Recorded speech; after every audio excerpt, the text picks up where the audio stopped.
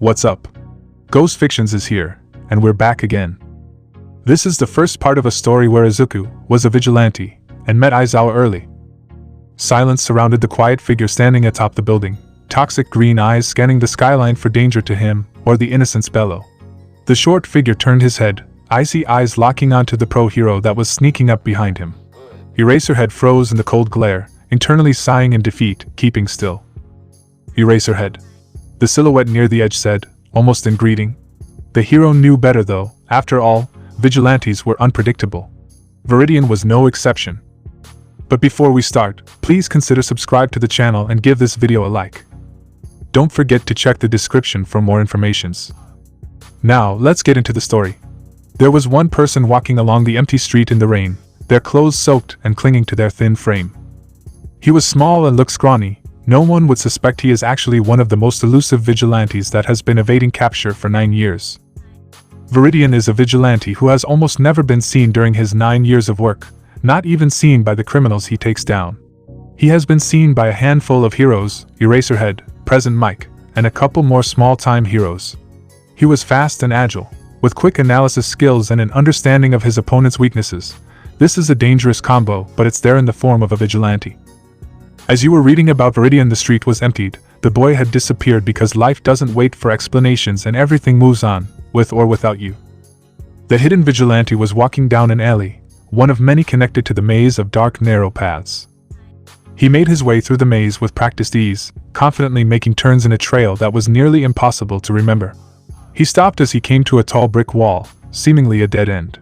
He stepped forward, his toxic green eyes scanning the wall before he lifted his hand up and pressed a slightly protruding brick that was a shade darker than the surrounding brick. It made a quiet scraping noise and moved into the wall as a doorway-sized opening appeared. He walked into the opening, descending down a set of stairs as the hidden door closed behind him. It was dark, but that was to be expected when you go in and out of the underground for information. He kept his head down, his hood covering his hair and covering his face in a shadow. He wasn't recognized as Veridian as he was in civilian clothing and has almost never been seen by villains and brokers or other thugs that lay low in the underground. Down here he was known as Kyaru, fitting really. He got a few strange looks from newer children of the underground, as that's what most people there called themselves, oddly. Veridian didn't fully understand why they called themselves that, but he didn't question it. This was a place where the law didn't reach. People born here that want a semi-normal life usually never see the sun. Sad, but it's true. It's almost like surface life save for the fact that there aren't any heroes wandering around and there are lawbreakers every 10 feet. Life down here really isn't the best. It's dirty. You can't really make that much money, and you never know what's going to happen. That may or may not be another reason for Veridian to frequent this place. He may be a little bit of an adrenaline junkie, but that didn't matter. No one cared for someone on the wrong side of the law anyway. He dodged out of the way of a punch that was sloppily aimed for him, but a downside of walking through is having to fight for passage in someone's territory. Who do you think you are, walking through my territory? A voice slurred. Great, an alcoholic as well. Veridian could smell the disgusting scent of whatever drink the man had on his breath and recoiled slightly. He lifted his head to scan the burly drunk, bright green eyes looking empty and almost devoid of life. The man swung again and Veridian dodged again. It wasn't hard seeing as the man was drunk and the vigilante had 9 years worth of practice. A small crowd of people had begun to form around the two facing off. The crowd made a circle about 10 feet in diameter around them. This was basically a custom in the underground. The crowd would form a circle around the fighters so they had enough room to fight. Veridian saw that he wasn't going to get out of this until someone gave up or was knocked out and let out a small sigh of annoyance. He had places to be and people to save. He didn't have time for this idiocy. The man swung again as he clearly underestimated the small vigilante, as he could tell by the stupid smirk on the guy's face. Veridian dodged again and moved behind the drunk man, diving into a handstand as said man tried to yet again punch him. Veridian twisted his lower body so that his weight went into a kick right to the man's chest as he turned. The man let out a small yelp as the breath was knocked out of him from the hit. Those who weren't familiar with him stared in shock, seeing as this scrawny-looking guy was able to take down someone twice his size. The now angered man took another swing at Veridian. The vigilante dodged, twisting around him with ease before aiming a punch that connected with the man's jaw, efficiently knocking him out.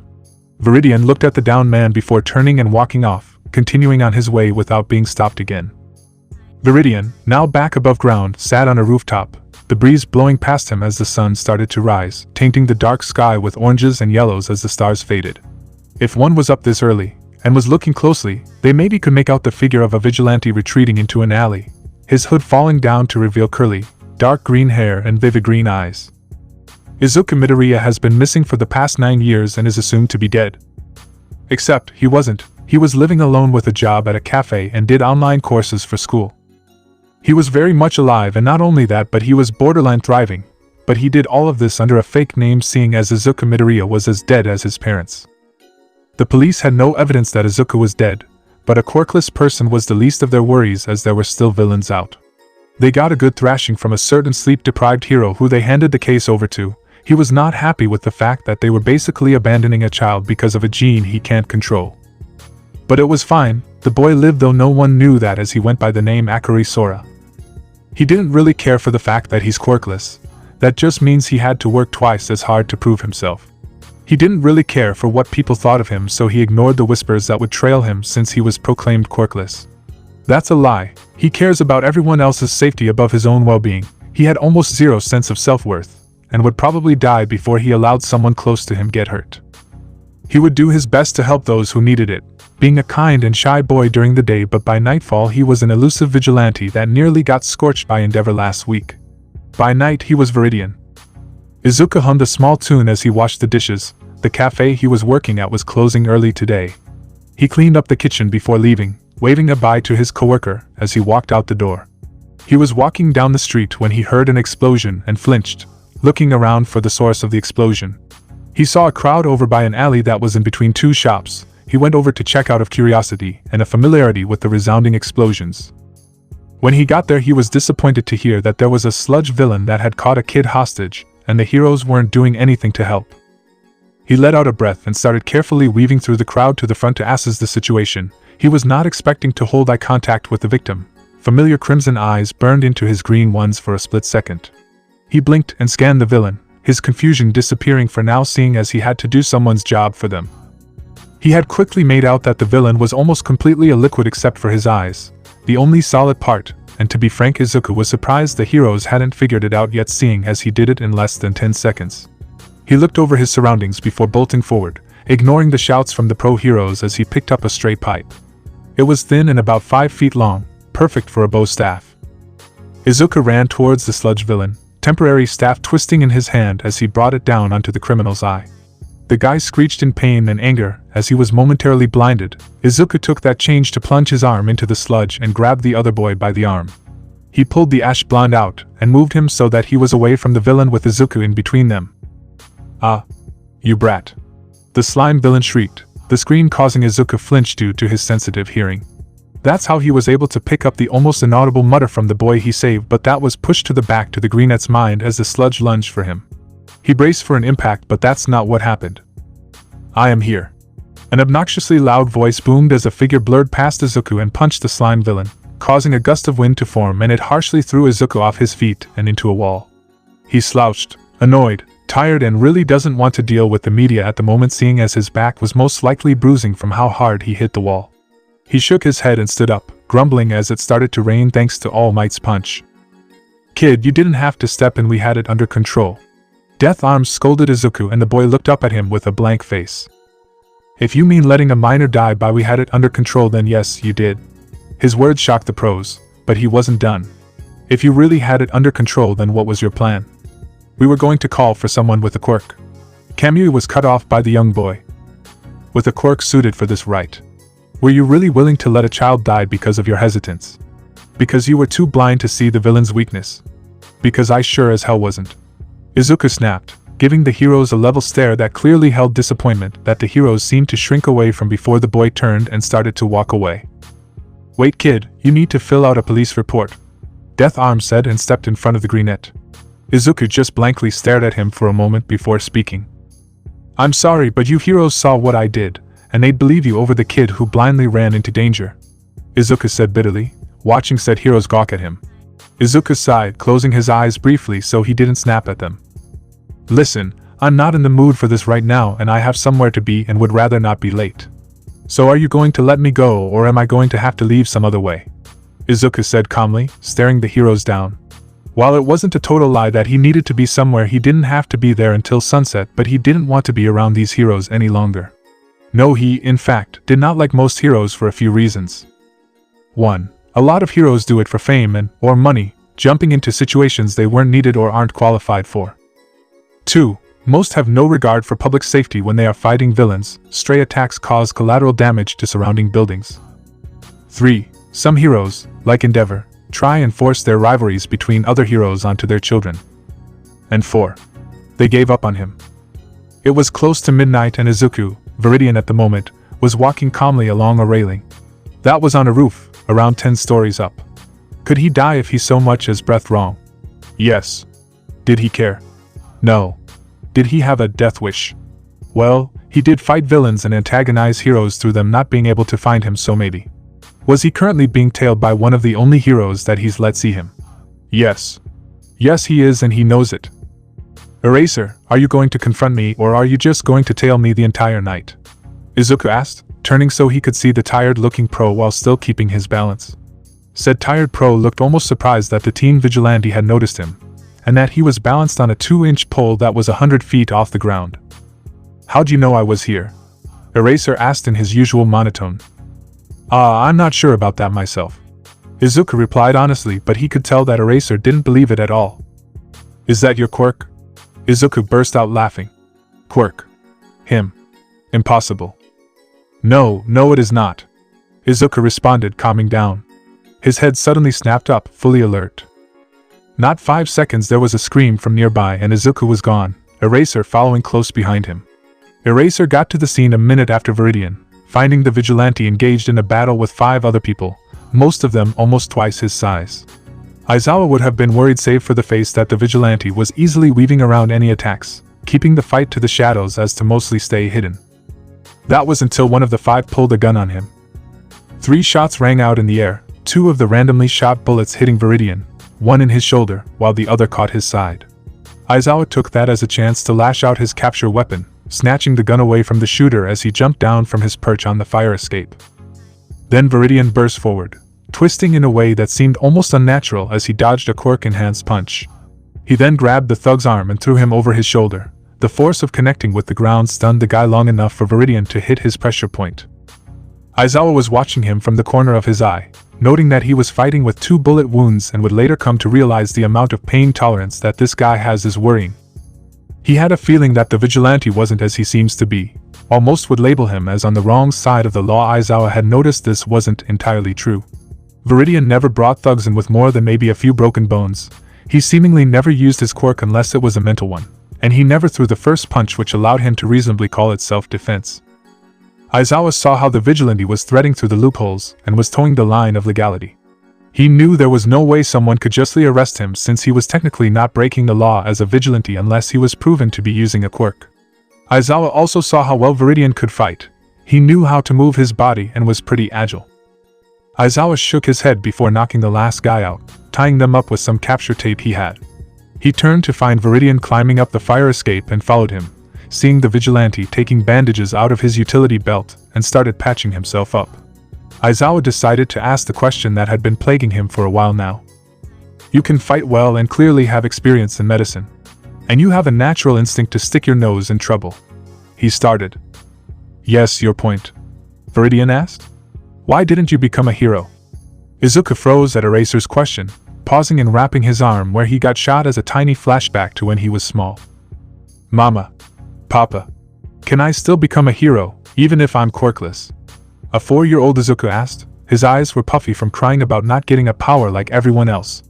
His father smiled warmly at him and picked the small child up. Of course, son. You can do anything if you work hard enough for it. His mother had smiled brightly at the two, wholeheartedly agreeing with her husband. Izuku snapped out of it and continued wrapping his arm, thinking of an answer. Truthfully, he wasn't even in high school yet, so there isn't a way for him to currently be a hero, but he couldn't tell Eraser that. He'd stop him from helping people. You're muttering. Eraser said matter-of-fact-like, and Izuku shut his mouth, cursing himself for developing that habit. He had mostly got it under control though, so it shouldn't be a problem in the future.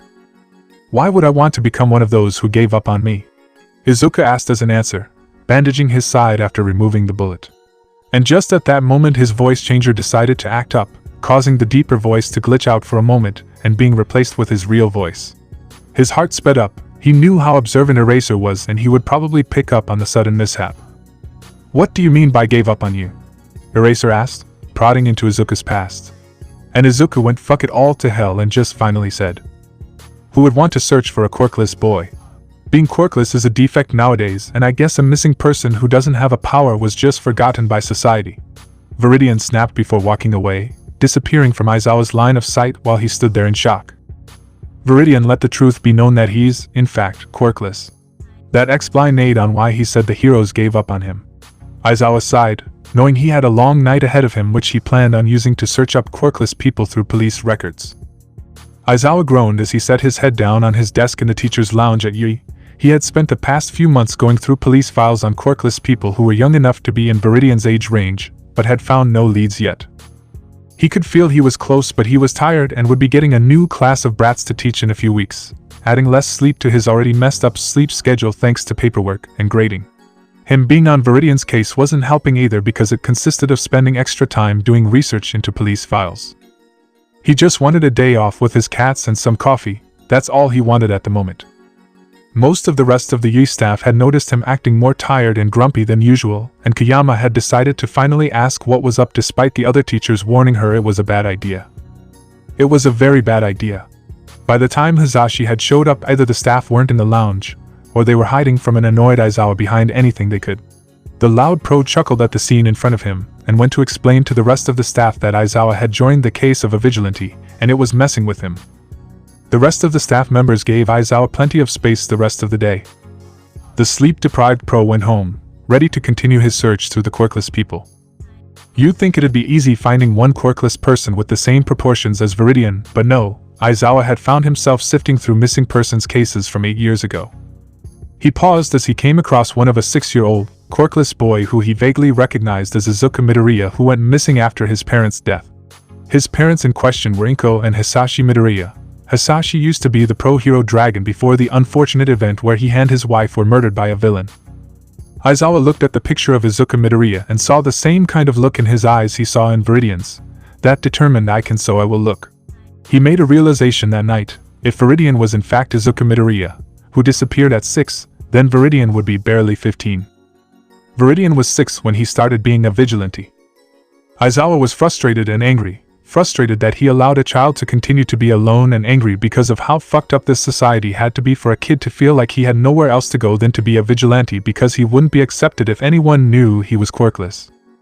He was too young to be risking his life every night fighting villains. Even if he could fight better than most quirk people in the hero course, he could hold his own against the number 2 hero without a quirk, for God's sake. Aizawa sighed and rubbed his face. He hadn't seen as much of Veridian since he gave him that little hint as to who he was, and while Aizawa knew better than to start worrying about him, he was just a kid. Meanwhile, the vigilante in question was currently running for his life from a certain flaming garbage hero and, coincidentally, his youngest son. He honestly felt bad for the young Todoroki. Having Endeavor as a father must be terrible, especially if he wants to push his rivalry with all might onto his son. "Get back here, you damned villain!" Endeavor screamed at Izuku, who hissed in annoyance, suddenly skidding to a stop before darting into an alley. Strangely, Todoroki was faster than Endeavor and was keeping up with Izuku, who had not yet noticed the other teen and was taking twists and turns where you would get lost if you didn't have the entire layout of the alleys memorized, which Todoroki probably didn't. You would get lost. Izuku turned to see the teen and nearly shouted, "Oh, for fuck's sake," which startled the young Todoroki, and he turned to look at Izuku. Said Vigilante was grumbling to himself about how unless he knew the back alleys, which was unlikely, he'd have to practically drag Todoroki through the back alleys to find Endeavor. "Do you know your way around these alleys?" Izuku asked after taking an annoyed breath. Todoroki shook his head and Izuku sighed, regretting the fact that 1.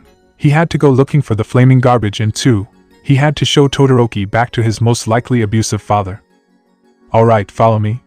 Unless you'd rather not trust me and get lost in these alleys," Izuku said, starting to walk back to the way that would lead to the main street. He heard Todoroki hesitate for a few seconds before jogging to catch up with the shorter vigilante, keeping an eye on him in case he tried anything. Izuku could feel the calculating stare that the other teen was giving him, boring a hole into his head. "Can you stop staring? Please?" Izuku asked, feeling uncomfortable as Todoroki basically stared him down.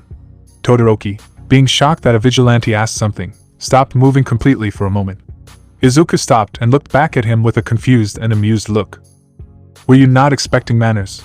Izuku asked, a laugh in his voice as he looked at the confused Todoroki.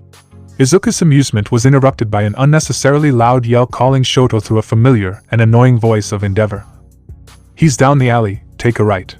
Good luck with him," Izuku said and disappeared into the nearest side alley. He flinched as he heard Endeavor yell at Todoroki for letting him get away. It was annoying and Izuku decided to leave before he did something he'd regret. God, he hated Endeavor. Izuku was in his vigilante suit, standing on one of the fake buildings of Yui. It was the day of the entrance exams, and being the person he was there to make sure no one dies. He wasn't going to take it. He didn't want to get into the prestigious school, nor did he need to. He was perfectly content with his vigilantism, thanks very much. Izuku didn't necessarily like the entrance exam. They expected kids who have hardly ever used their quirks to take on robots that are bigger than them. It also leaned heavily toward those with flashy and strong quirks. Unless you had the physical ability to tear through metal or knew exactly where the off button is on them, you wouldn't be able to rack up enough points to get into the hero course. There was always the possibility of transferring in through the sports festival, but it was usually one of the hero course students who came in first. Izuku covered his ears as he heard President Mike scream at the students to go, and almost immediately after a stampede of teens rushed in, taking down as many robots as they could. He heard a very familiar explosion and looked around for the source. He had figured out why he recognized the angry blonde. Katsuki Bakugo, his childhood friend. The boy used to be like a brother to him, until he got his quirk. Katsuki let all the praise he got for having a powerful quirk go to his head, causing his ego to swell. He began teasing Izuku for not having a quirk when they were 5, and since they went to pretty bad schools growing up, no one told him to stop. It wasn't entirely Katsuki's fault, seeing as the adults couldn't care less for the quirkless reject and focused on those who had potential. That was until he died. Then all the teachers sucked up about how he was a bright kid who had a good life ahead of him, but in all honesty he didn't care what they said. Izuku was shaken from his thoughts as the building beneath him shook, signaling that the zero-pointer had been released. He jumped down from his perch, helping any students struggling to get away while sticking to the shadows. He heard a cry of pain and his head snapped up, spotting a girl stuck under a chunk of rubble as the zero-pointer closed in. He ran in at the same time a taller boy with purple hair and eyes bags burst forward to help as well. Izuku got to the girl first, using a stray lamppost to heave the piece of the building off her. The zero-pointer was closing in on the three and an idea presented itself to Izuku. He saw the girl when she was taking out robots, and knew she had an anti-gravity quirk and took a few steps back. "Who are you and what are you doing?" the purple-haired teen asked, panic laced in his voice as he picked the girl up, seeing as she couldn't stand. "Use your quirk on me," Izuku said as he burst forward, locking eyes with the girl. She understood and reached her and out, tapping his shoulder. On his next step, Izuku vaulted into the air, signaling for the girl to release her quirk as he neared the giant robot's shoulder. He landed in a roll to lessen the shock and immediately turned towards what would be the bot's neck, fishing a screwdriver out of his utility belt and wedging the tip in between the metal plates. He tore the piece off to reveal the wiring, and instead of wasting time trying to sort out which on would stop the robot, he just peeled his knife from its holster and sliced through all of them. The zero-pointer stopped moving beneath him, and he let out a sigh of relief, the tension leaving his shoulders as President Mike announced the exam over. He pocketed his knife and returned the screwdriver to its spot before trying to climb down.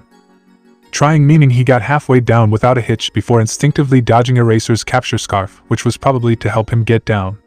He turned and gave Eraser the "I don't need help" look, climbing down a bit more before just falling the rest of the way. He landed lightly, like he didn't just launch himself onto a 50-foot-tall robot and rip its wiring out as if he did it at least twice a week. "What are you doing here?" Eraser asked. "Making sure no one dies." No one was going to die. A girl with an anti-gravity quirk almost did. That was met with an annoyed sigh from the tired pro. Suddenly an animal that looked like a mix between a ram and a bear came out of nowhere, introducing himself as Yui's principal, Nizu, who is also one of, if not the smartest being in the planet, and Izuku remembered the small conversation he had with Eraser a few months back and realized they probably knew about his identity. "Pleasure to meet you, Principal Nizu," Izuku said, wanting to leave but knows that probably won't happen. "Indeed," Nizu replied and shook Izuku's hand. The teen felt something light in his palm as the rat bear let go. Before anything could happen, the young vigilante was gone like a breath in the wind. Nizu was interested in the boy. hearing from Aizawa that he had excellent analysis skills and fought as well as top pro heroes. And he was separated by 6, so training would have had to be done by himself unless he started before his parents died. That was also a possibility, as his father used to be a pro hero. His analysis skills will come in handy as well as having someone who excelled in hand-to-hand combat. People rely too much on quirks these days. Izuku jumped from one roof to the other, scanning the streets. Something was off. It was too quiet the past week, ever since Yui started. He didn't like it at all and felt something would happen tonight. His suspicions were confirmed as a black mist appeared right where he was about to land.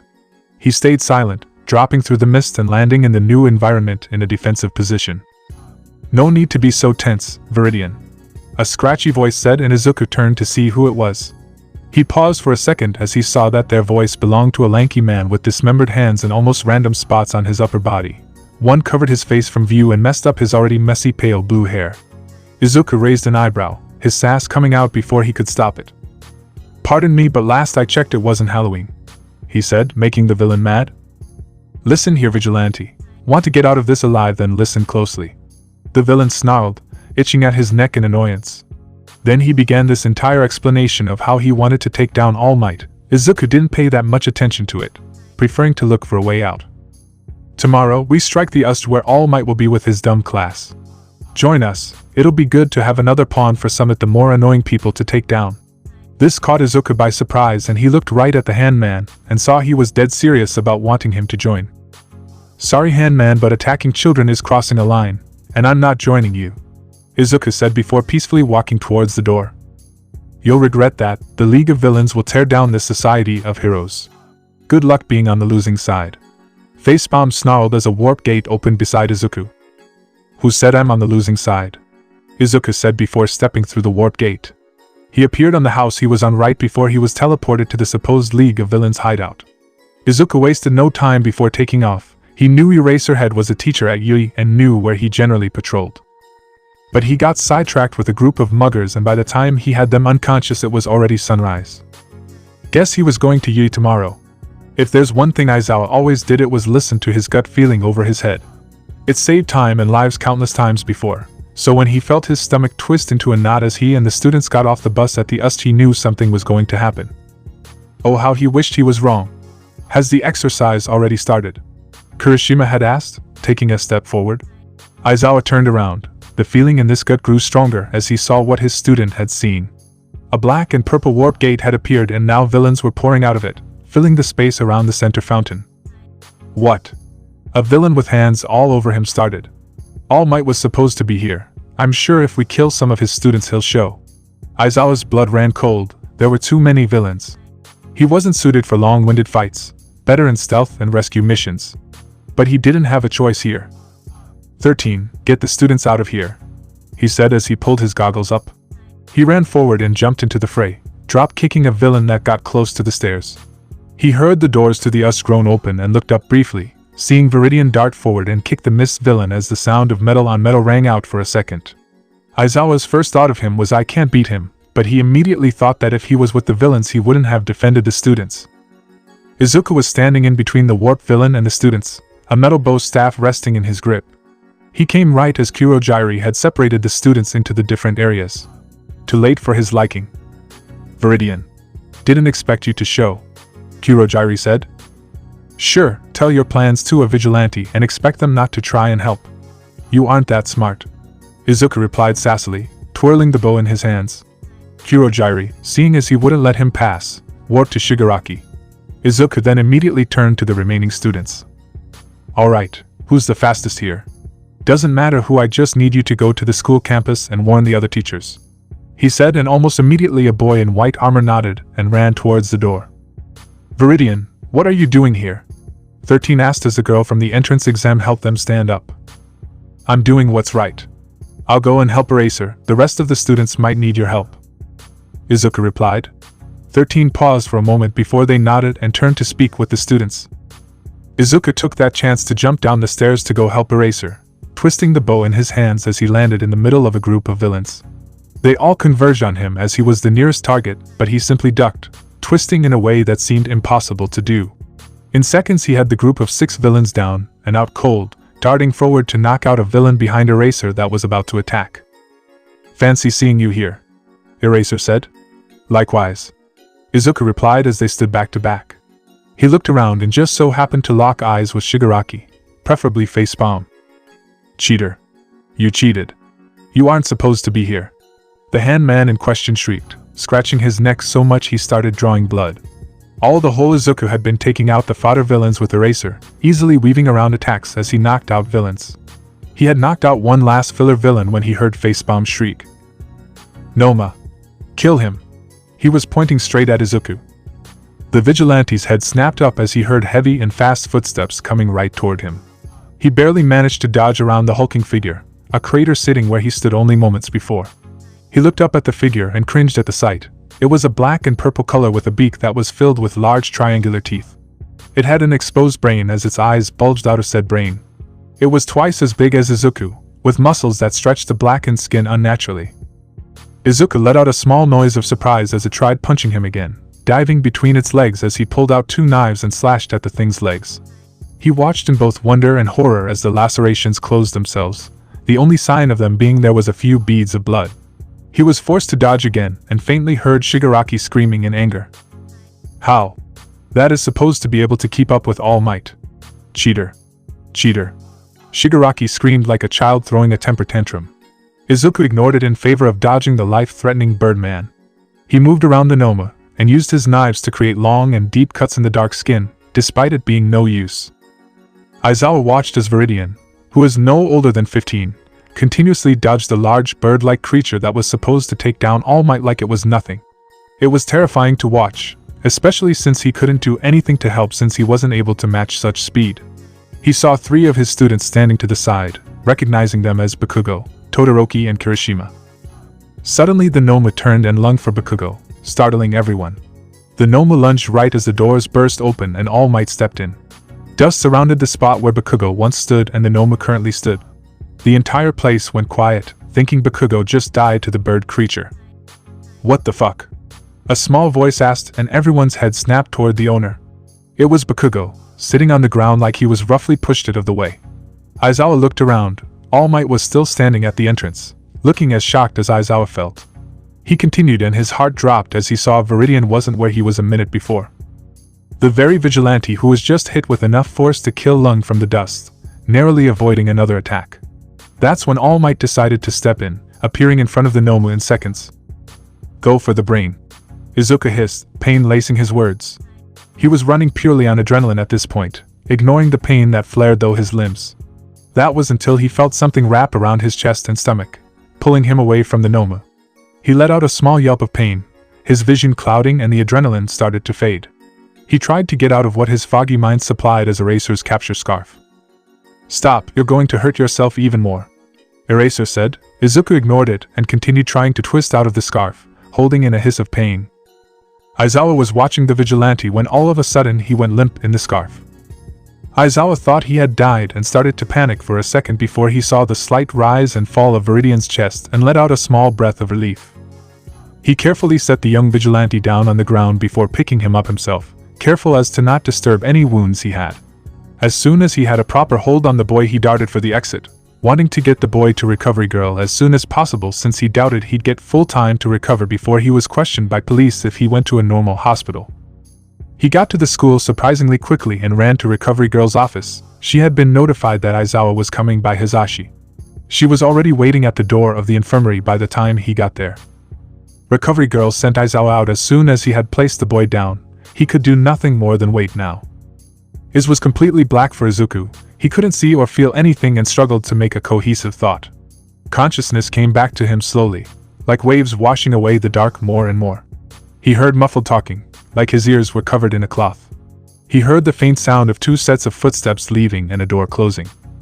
The annoying beep of a heart monitor felt like it was ringing in his ears as he opened his eyes blearily.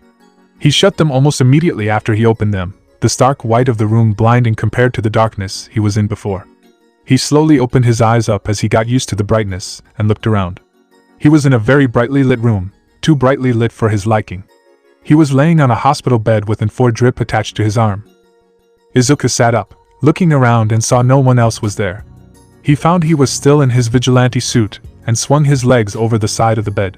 He carefully pried the 4 out of the crook of his arm and stood up, finding his shoes and gloves sitting on a chair by the bed.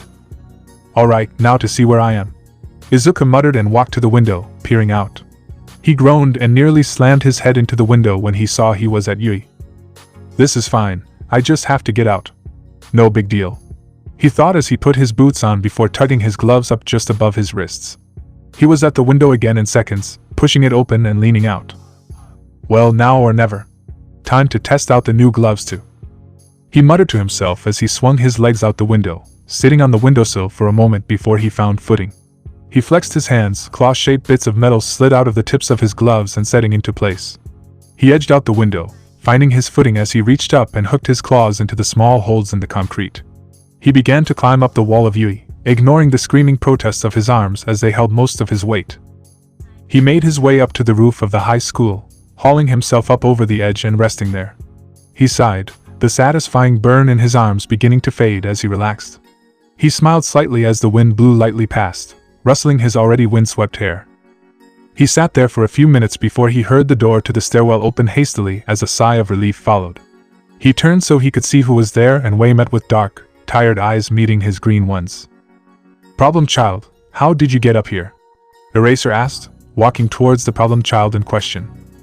"I climbed," Izuku replied as he turned back to the view. "Care to elaborate?" "Nope. You're such a problem." "You love it." "No, I don't." "Sure." Aizawa sighed in annoyance. He didn't understand why Nizu wanted to have a talk with the sharp-tongued vigilante. He also didn't understand how said vigilante was able to climb up to the roof of Yui while his injuries weren't fully healed. "Whatever, problem child. Nizu wants to talk with you," Aizawa said. There was no response from Izuku and Aizawa looked over at him, blinking in surprise when he saw nothing there. He turned in a circle, looking for any sign of the boy but found nothing except a folded note near the edge of the roof. "Sorry about the sudden disappearance, but I remembered something I had to do soon. If Nizu needs to speak with me, I'll be in touch as soon as this is taken care of, which shouldn't be long." Veridian. Aizawa sighed in annoyance and pocketed the note. This kid is going to be the death of him. It had been a few days and it was the beginning of a new week. The week where every year, there was always a rise in a certain green-haired vigilante's activities. No one knew the reason behind this dramatic spike in activity, and Izuku planned to leave them in the dark about it. Izuku ran on little food, little water, and a ton of adrenaline during that one seemingly meaningful week. If you were smart, you'd see the pattern, but villains don't look for patterns, nor do they look into the dates in which Veridian is almost impossible to stop. This is the week where he's seen outside his normal patrolling grounds. The week of striking fear into those who harm was just beginning. Izuku raced across a rooftop, hardly slowing as he came near the edge of the tall building. He didn't miss a beat as he jumped, falling down to the shorter building and landing in a roll. He didn't slow his pace as he raced toward the sound of trouble. The young vigilante came to where the building dropped off and went into a handstand on the edge, scanning the situation below. A single mother was threatening a boy, probably his age, with a knife. The boy had a resemblance to Eraser, his fluffy lilac hair away from his face similar to how the underground pro looked while he activated his quirk. Then the boy had the eye bags that almost rivaled Eraser's as well. Izuku allowed his body to fall, wrapping his legs around the mugger's neck and part of his shoulders before leaning back, using the rest of his momentum to flip the mugger over. The breath was knocked out of the mugger, and Izuku brought a hand down on his pressure point in his neck. Once the mugger was tied up, Izuku gave the other boy a two-finger salute before disappearing just as quick as he came. Him doing vigilante work for a week straight with little to no breaks was how he ended up in a fight for his life. It was the last day of his adrenaline-fed, chaotic-filled week when he found himself surrounded. This wasn't the best situation to be in, seeing as he was exhausted from the constant running around. He jumped back and away from the group of villains, whipping his bow's staff out and pressed a button. The staff shifted, a string flicking out of the compartment it was stored in, and clicked into place. A bow was left sitting in his hands as he whipped out an arrow. He aimed and shot, pinning one of them to the wall by their shirt. He dodged a knife that was thrown at him and turned, shooting another arrow that plunged itself into the woman's arm. She shrieked in pain and one of her colleagues lunged for Izuku, activating her claw's quirk and slashing at the vigilante.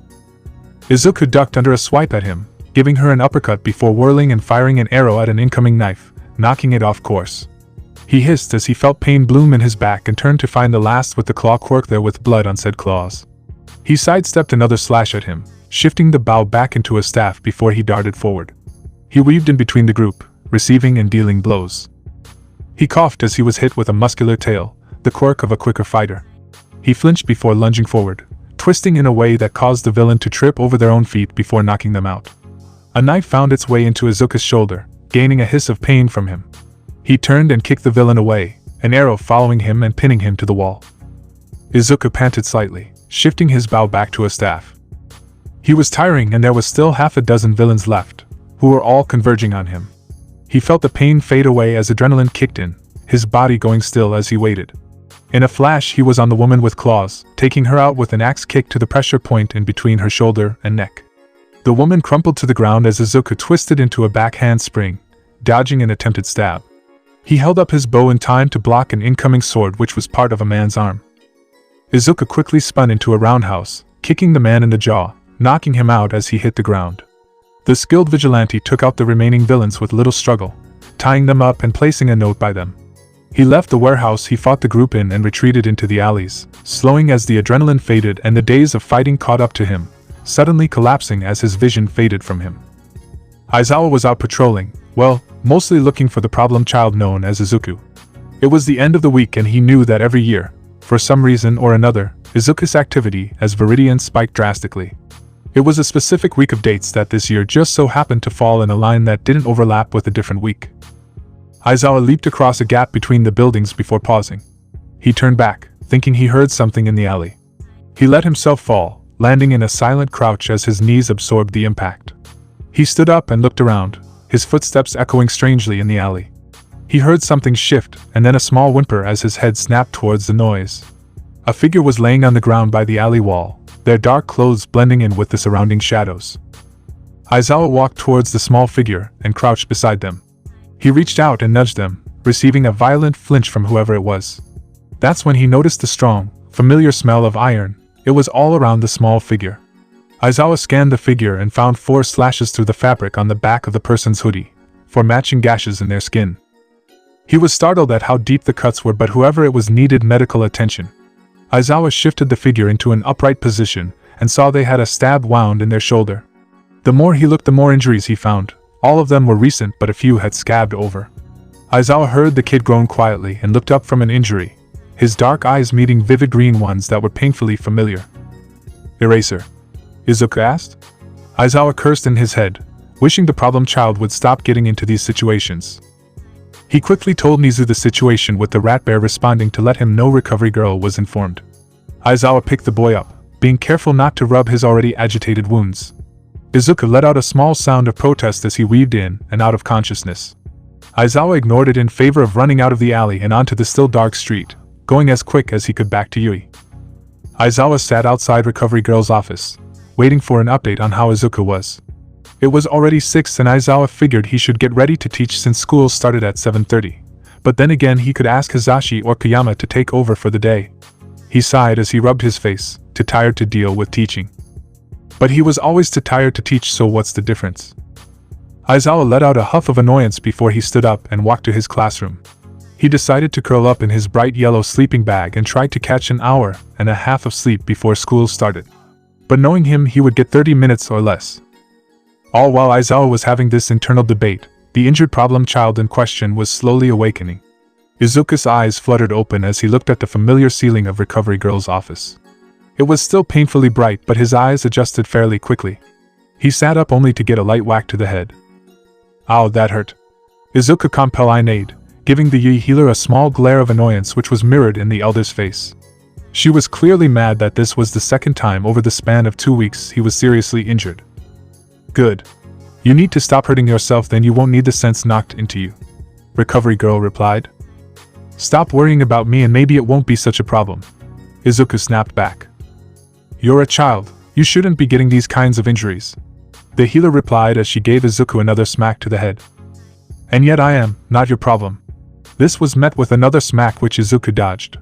His head instinctively snapped towards the door as he heard it open. A small figure who looked like a rat, bear, cat hybrid and had a scar over their right eye walked in wearing a tux. Hello Veridian. What a pleasure to meet you again, though I wish it were under different circumstances, the rat bear said with a smile. You can drop my vigilante alias. You're the smartest being in Japan, if not the world. It'd be surprising if you didn't know my name by now. Izuku replied. He saw something glint in the principal's eyes as his smile grew. You are intelligent. Indeed, I am aware of your true name, but I assumed that in costume you'd prefer your alias. Nizu replied. Kind of you. But I assumed that you didn't come here to just say hi, did you? Izuku asked, looking at the animal principal, who nodded. You assumed correct. I have a deal for you. Seeing as you aren't actually committing vigilantism because you are quirkless and, upon further research, your fighting could be written off as self-defense. The principal paused for dramatic effect, grooming widely. I'd like you to join Yui. Izuku took a moment to process what Nizu said before his mouth fell open. You want me, who's been a vigilante for 9 years, to go to Yui, a school mainly for future heroes? You're joking, right? Izuku spluttered out, his expression shocked and confused. Why would he be given that chance? It was his dream school when he was a child and was blissfully unaware of the flaws of this society. This had to be some sort of sick joke. Indeed. You can teach the others what it's really like out on the field and give them pointers on how to better use their quirks. It is known that you are skilled in analyzing surroundings and quirks, Nizu said, shaking Izuku from his thoughts. Izuku looked at the principal, not completely believing him. What about my vigilante work? I don't think it'd be a good thing if Veridian suddenly disappeared. Izuku said truthfully. The public would erupt into stupid and pointless theories about what happened to him. Just like how they tried to identify what quirk he had, the guesses ranging from analyze to bring about to change his eye color, which was stupid in his opinion. Yes, you can continue your vigilante work if you inform Aizawa, or Eraser to you, or me if you find something big. At the moment, no one but Recovery Girl, Aizawa and myself know of your identity. Nizu replied. If you agree, you will be going into the hero course as a transfer student. They will know of you being a vigilante, just not which one. And of course, they are unaware of you being quirkless unless informed by you. Nizu continued, looking at the teen expectantly. I accept. I never thought I'd be going to high school, let alone Yui. Izuku said, mumbling the last sentence. He had accepted because if not, he's pretty sure he'd go to jail, and Nizu looked interested, so he doubted he'd be able to get out of this. Nizu clapped his paws together, smiling widely. Excellent. Your first day is tomorrow. I'll inform Aizawa after his class. Then Nizu left. That's how Izuku found himself standing in front of Class 1's door as he waited for Aizawa to call him in. He nervously ran his hand through his hair and took a deep breath. Don't overwhelm him with questions. He was also a vigilante, so don't underestimate him. Alright, you can come in now, Aizawa announced before he went into his sleeping bag. The door opened and a boy with fluffy green hair, freckles that created a galaxy over his cheeks and bridge of his nose as well as piercing green eyes. Hello, I'm Izuku Midoriya. It's a pleasure to be here. Katsuki wasn't really paying attention when Aizawa was announcing that there was going to be a new student. It's not like he cared, just another extra that would get in his way. But when the kid walked into the classroom and announced his name as Izuku Midoriya, his head snapped up. He had doubted they were the same. The Izuku he knew died when they were 6. But he was met with the same mossy green hair and vivid eyes he remembered. The new kid looked exactly like the one he knew, except somehow older, wiser. He looked like he's seen a lot in his life, which is understandable. Katsuki didn't know what he went through. Either way, he was going to get answers one way or another. So, anyone have any questions, please raise your hand. It's hard to answer when everyone's talking over each other, Izuku said as he lightly hopped up onto Aizawa's desk, seeing as he wasn't using it. Almost immediately several hands went up and he called on a boy with bright red hair that was spiked up. Why were you transferred here? The boy asked, and Izuku noticed his teeth were strangely pointed but thought nothing of it for the moment. Instead, he answered the question. Nizu thought my analysis skills would be useful, he said before calling on a kid with people balls for hair. Do you know any hot ch? Next question. Izuku cut him off, not liking where it was going, and instead went to answer the question of a girl with frog-like features. What's your quirk? Kero, the girl asked, and a smirk made its way onto Izuku's face, deciding to give the class a hard time. My quirk is for me to know and you to find out, Izuku said, and heard a few groans of protest. Come on, it isn't that bad, is it? A girl who looked like the concept of the color pink asked with a pout. Izuku just grinned at her, eyes gleaming mischievously. It's probably useless, the purple ball-haired boy from earlier muttered. Maybe it is, but that doesn't mean anything. A quirk isn't everything, Izuku replied. Bet I can beat you in a fight, whatever your dumb quirk is. the other replied. Izuku couldn't resist the amused smile at his declaration and Aizawa's sigh of slight disappointment that his student was underestimating Izuku. They clearly didn't take him being a vigilante seriously. The ex-vigilante just gave the other kid a look before shrugging. Maybe, Izuku said, annoying the short boy even more. What do you mean maybe you just got here? There's no way you have that much fighting experience, we fought villains, he said, almost proudly. Izuku frowned at the mention of villains. He was well aware of this seeing as he was there, but they didn't need to know that just yet. Fighting villains this early on isn't something to be proud of. Do you know how many things could have gone wrong? How many people could have died? Having a real fight for your life while only being keen shouldn't happen, Izuku said, including himself in that. So, we lived right, the other said almost snottily. Izuku shrugged. He tried warning him in his own kind of way. But if the kid wanted a fight, then he'd get a fight. He looked at Aizawa, the question clearly in his eyes. The teacher sighed and with a quiet whatever Izuku turned back to the class. You want to fight? Meet me on the P.E. grounds in 5 minutes. If I win, you leave the girls alone. If you win, I'll tell you my quirk, Izuku said, and the class erupted into excited chatter. Aizawa led the rest of the students out into the field to wait for the two that will be fighting. Now, I was going to have you train for the upcoming sports festival, but this is way more entertaining, the teacher said, hiding a shit-eating grin underneath his scarf. The class was in for a show, alright. They watched Izuku came out with 3 minutes to spare and started stretching as he waited for Mineta. Soon enough the small grape-like teen came out, standing on the other side of the field. Izuku faced Mineta, oddly calm as he went up against someone who, to Class 1A, had more fighting experience. Although, if you asked any of the girls they'd answer that they were personally rooting for the new boy. None of them really liked Mineta, granted he was very perverted and always tried looking up their skirts. As soon as the fight started, Mineta began throwing the balls that were on his head mostly at random as they stuck to the ground. Izuku watched this in interest, avoiding the new hazard the other brought. Izuku could have went ahead and charged at the annoying grape head but instead chose to stay back. He analyzed the other student's quirk, putting on a nervous facade that fooled his short opponent. So that's his quirk. It's mostly good for long range and traps, so he wouldn't be that good at close range. He doesn't seem that strong and by his size should be light. It won't be hard to knock him out of bounds, Izuku whispered to himself, so the while twisting between the sticky projectiles. The green-haired boy ducked under another attempt to hit him with the balls before lunging forward quickly, easily stepping in between the sticky traps on the ground. He got to the shorter boy in seconds, instantly kicking him up into the air as he twisted into a roundhouse kick that sent him flying out of bounds. There was a stunned silence that followed Izuku's win, the class staring with wide eyes at the amount of skill the short boy displayed. Like I said, quirks aren't everything. And never get overconfident, that can lead to getting killed out in the field, Izuku said to the stunned class. He was walking back to the locker room when he felt a hand grip his shoulder. He resisted flipping whoever it was over, instead calmly turning around. He was met with familiar crimson eyes and spiky ash blonde hair, eyes filled with confusion. DEKU? Katsuki asked. Izuku smiled slightly, not the teasing smirk from earlier but a true smile. Long time no see, Ka-chan. Katsuki lunged forward and Izuku tensed, ready for what he might throw at him. But nothing could have prepared him for what Katsuki did. Wait, are you hugging me? Izuku yelped. Shut up, it's been 9 years, maybe I've changed. Katsuki snapped at the shorter boy. What the hell happened to you? The taller asked after a moment, practically fuming. Ah, well, it's a long story, Izuku said, rubbing the back of his neck. Katsuki gave him a disbelieving look and Izuku sighed. I can explain after school, it's not the time or place right now, Izuku said, earning an understanding nod from his crimson-eyed friend. Izuku smiled at him before hurrying back to the locker room to change back into the school uniform. As soon as he was back into the classroom, he was bombarded with questions. How did you beat him without using a quirk? Where did you learn to fight like that? Do you have an analysis quirk? Were you really a vigilante? Kero. Things like that. Izuku flinched at the loudness and overlapping voices. He's always hated loud noises.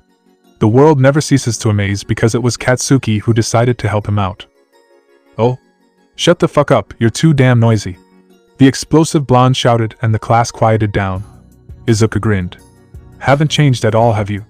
He asked, receiving a TCH in response. He turned and saw the rest of the class's dumbfounded expressions and started laughing. Wait, you know Bakugo? The pink girl, Mina Ishido, asked. Yeah, we were childhood friends up until we were around 6.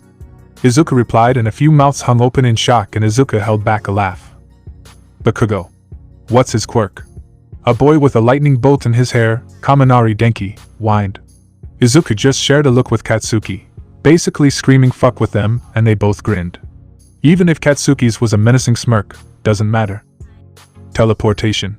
Katsuki blurted out the first thing that came to his mind, looking for the rest of the class reactions. He saw Izuku silently laughing in his seat behind the great bitch. Really? No. Damn it, Bakugo. It would have explained how he got so close to Mineta in such little time, but it isn't his quirk. Katsuki smirked at his classmates. He was going to have fun never actually telling them. They were annoying anyway. Izuku was also enjoying this. Fucking with people's heads was fun for him. Meanwhile, a very confused Shoto Todoroki was watching the new kid in class curiously, wondering why he seemed so familiar. He had also recognized his fighting style as something he'd seen before, but couldn't quite place it. Shoto looked disinterested and emotionless, but he was actually racking his brain for the answers to questions left unanswered. Class ended fairly quickly after that, and Shoto asked if Izuku could stay back for a minute. So what is it, Todoroki? The shorter student asked. Or do you want me to call you Shoto, seeing as Endeavor isn't the best of people? The dual-haired boy in question was almost shocked at the question. Usually someone wouldn't care and thought Endeavor was a mostly good person. Although, Izuku wasn't usual, was he? Shoto was momentarily stunned and took a second to answer. Either is fine. But I was meaning to ask if I'd met you before. You seem familiar, he said with his monotone voice. I don't think so, Midoriya replied. Alright, sorry for wasting your time, Mid. Izuku is fine.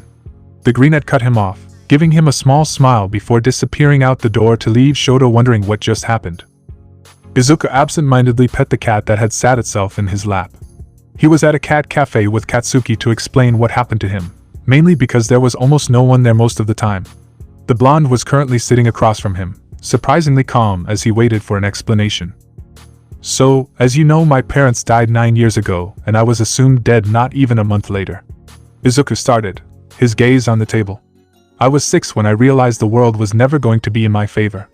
Yet I, for some reason, took it as a challenge to not only survive but thrive in this world focused on quirks. It was tough at first, but it got easier as I got more experience. Izuku looked up at the confused Katsuki. What are you talking about? Have you ever heard of the Vigilante Veridian? Yes, but that doesn't answer the question. But it does. Katsuki blinked, taking this in, and remembered Aizawa saying he used to be a vigilante. Izuku could practically see the wheels turning in his head. Izuku smirked slightly as a figurative light bulb lit up above the other boy's head. Well, that explains how you took out that great fuck without a quirk.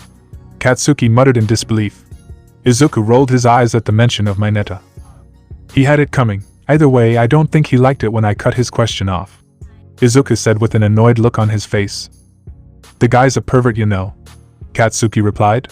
Figures. So are you going to tell the rest of the class about anything? Nope. You certainly changed. 9 years of fighting and caring for myself forced me to drop being so naive. Understandable. But are you just going to fuck with their heads? Probably. You're an asshole. Learned it from you. Izuku got a smack upside the head for that last comment and chuckled. Izuku stood up, the cat in his lap being out a mew of protests before jumping down and trotting off. Well, I have to go. See you tomorrow, Izuku said and left, disappearing into the thinning crowd. The next day Izuku was in class early, as he was helping Aizawa with lesson plans for the day. Mizu wanted him to analyze and take notes on his classmates' quirks, giving them a few weeks to work with them before the sports festival.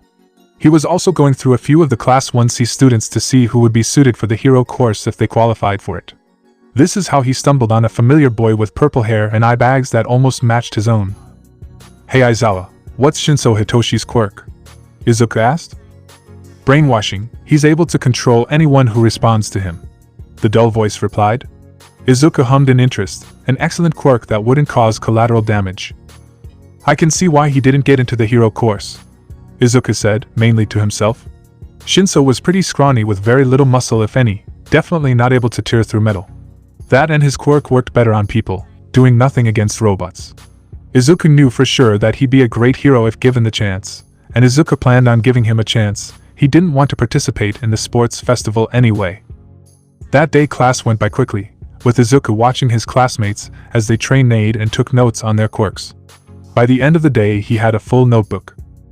He looked up from where he was taking another small note about Jiro's quirk when he heard Katsuki shout at someone outside the door. So rude. Is this how all of one is? A boy with silver hair and pointed teeth like Kirishima asked. Izuku stood up, grabbing his belongings before walking over to the door to see what was going on. Oh, he said quietly as he saw the entire hallway blocked by students. No need to be mean, Ka-chan. And for your information, no, the rest of the class is not like him. The green-haired boy said, ducking as Katsuki swatted at him. And who are you? A tired voice asked as the owner of it stepped forward, Izuku recognizing him as Shinso. Izuku Midoriya, pleasure to meet you. Izuku replied brightly, only gaining a scowl from Shinso. The sports festival is where people can be transferred into the hero course, and where someone can be transferred out as well, the purple-haired boy said. I am aware of this, that's why I suggest you work on building muscle. Not everyone is born with the ideal quirk, right? Izuku said as he stared Shinso down, catching a glimpse of surprise from him. Now excuse me, I have places to be, Izuku said and made his way through the crowd, disappearing around the corner. Welcome to Yi's annual sports festival, where students sharpen their skills and aim for each other's throats to reach the top. President Mike or Yamada screamed from the announcer's booth. Izuku just sighed and rolled his eyes at the dramatic beginning. This was a fighting event, not some Hunger Games rip-off. Izuku didn't really see the point of the event other than to scout out some possible heroes from the General Studies department. It just gave a very violent form of entertainment for the public. Sure, it gave the students more fighting experience, but that didn't really matter. Izuku looked up as murmurs of the R-rated hero Midnight started up. And there she was, in all her revealing glory, standing on the stage. Izuku took no interest in the sexual hero, his expression never changing as most of his male classmates were lightly blushing. This year's representative, Katsuki Bakugo. Midnight shouted as she snapped her short, vlogger-style whip in the air. Izuku watched Katsuki walk up to the podium, a blank expression on his face. I just want to say, I'm going to win, the explosive blonde said, earning much booing from the crowd as one freaked out. Izuku simply sighed, shaking his head slightly as he smirked to himself. Antagonizing them into doing their best and making yourself a target, stupid but smart, Izuku said almost to himself. How is that smart? Denki shouted, causing Izuku to flinch. He's not being completely smart per se, but it's hyping the other students up to try and beat him. He's testing them when they're going all out and wanted nothing less, Izuku explained. The first challenge of this year's sports festival is an obstacle course, Midnight shouted enthusiastically. The course will go around the outside of the stadium. Get ready. Izuku was one of the people who were starting at the front, the doors ahead of them waiting to be opened. The hallway was skinny and bottlenecked as it came towards the end. It would be trouble to get through. Start. As soon as Midnight said that, Izuku leaped into action, sprinting ahead as he wasted no time. He was the first to figure out the tiles moved. He hadn't paused for even a second, easily finding his footing on the shifting tiles. He felt the air chill and jumped up just as a sheet of ice froze the others to the ground. Shoto making his way to the front as the others struggled against the ice. Izuku grinned as he pushed off the wall, skating over the slippery ice as he heard explosions behind him and a few others from his class burst forward. Haha. I've outsmarted you, Todoroki. Mineta screamed while he jumped off his hair, only to be knocked to the side as a one-pointer from the entrance exam burst out of nowhere. Izuku darted past, never slowing as the group came up to the giant zero-pointers. And look at that. Izuku Midoriya from Wanna takes the lead. Yamada screeched.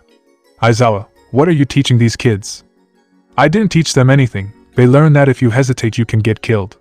Aizawa's bored voice replied as Izuku dove out of the way from being crushed, rolling and springing back to his feet. He was on the other side of the line of robots when they were frozen by none other than Shoto. Behind the two students in the lead, Kirishima and Tetsu just broke out of the collapsed robots using their quirks. The other students wasted enough time and started forward again. And now our lead students are coming up on the tightropes. How will they get past this? Izuku rolled his eyes, so close to being done with Yamada and his screaming. But he was at the tightropes in a few seconds after that. What's this? Midoriya doesn't seem to be slowing down at all. He's running across the ropes. Aizawa, truly, what are you teaching them? Izuku was keeping pace, easily balancing along the rope that was bending beneath his weight. Again, I didn't teach them this. Aizawa sighed. Either way, Midoriya Gay made this experience before coming to Yui. He's only been here a month. The tired pro reminded his colleague, causing a few surprised noises from the crowd and students outside one alike. DEKU. Izuku didn't need to look to know Katsuki was pretty close behind him. The greenette let out a controlled breath as he got off the tightrope, finishing that stretch of the course. And now the three in the lead are coming up on the final stretch of the course. Land mines. Izuku grumbled, snatching up a stray panel that was left behind from Shoto destroying one of the few robots that were further along the course. He got to the edge of the minefield and allowed a few other people to pass him as he dug up the shallow explosives. What's this? There's a giant explosion coming from the beginning of the minefield. Yamada shrieked. All the students stopped to watch the larger-than-normal explosion as a figure rocketed out of the pink smoke, whooping in excitement. Izuku flew into the air, using the piece of metal like a sled. He was smiling as adrenaline rushed through him and the pure craziness of his plan that actually worked. He zipped over Katsuki and Shoto's heads, the two using their quirks to get neck and neck with Izuku. The green-haired boy leaned forward, doing a complete somersault in midair before planting one foot in Katsuki's shoulder and the other on Shoto's before slamming the piece of metal down. The explosion from that somehow propelled Izuku forward while at the same time it kept the other two in the lead back. Izuku rolled before launching forward, taking off along the final stretch. He heard the other two coming but he finished first, barely. Izuku collapsed onto the grass, panting as he smiled at the sky. Izuku. Katsuki started. You're one crazy son of a bitch. The obstacle course winner is Izuku Midoriya. Yamada screamed as the sounds of the crowd cheering rang in Izuku's ears. It was too loud for his liking, but it's not like he could do anything about it. Soon enough there were 42 students that passed, the most amount of people for the next round of the festival. Alright, for the next third of the festival will be a free-for-all. What that means is that you each will have a number of lives that associate with your place in the obstacle course. The students who passed, and their numbers are on the board. Midnight said as a hologram screen popped up. 1. Izuku Midoriya, 1 life. 2. Katsuki Bakugo, 5 lives. 3. Shoto Todoroki, 10 lives.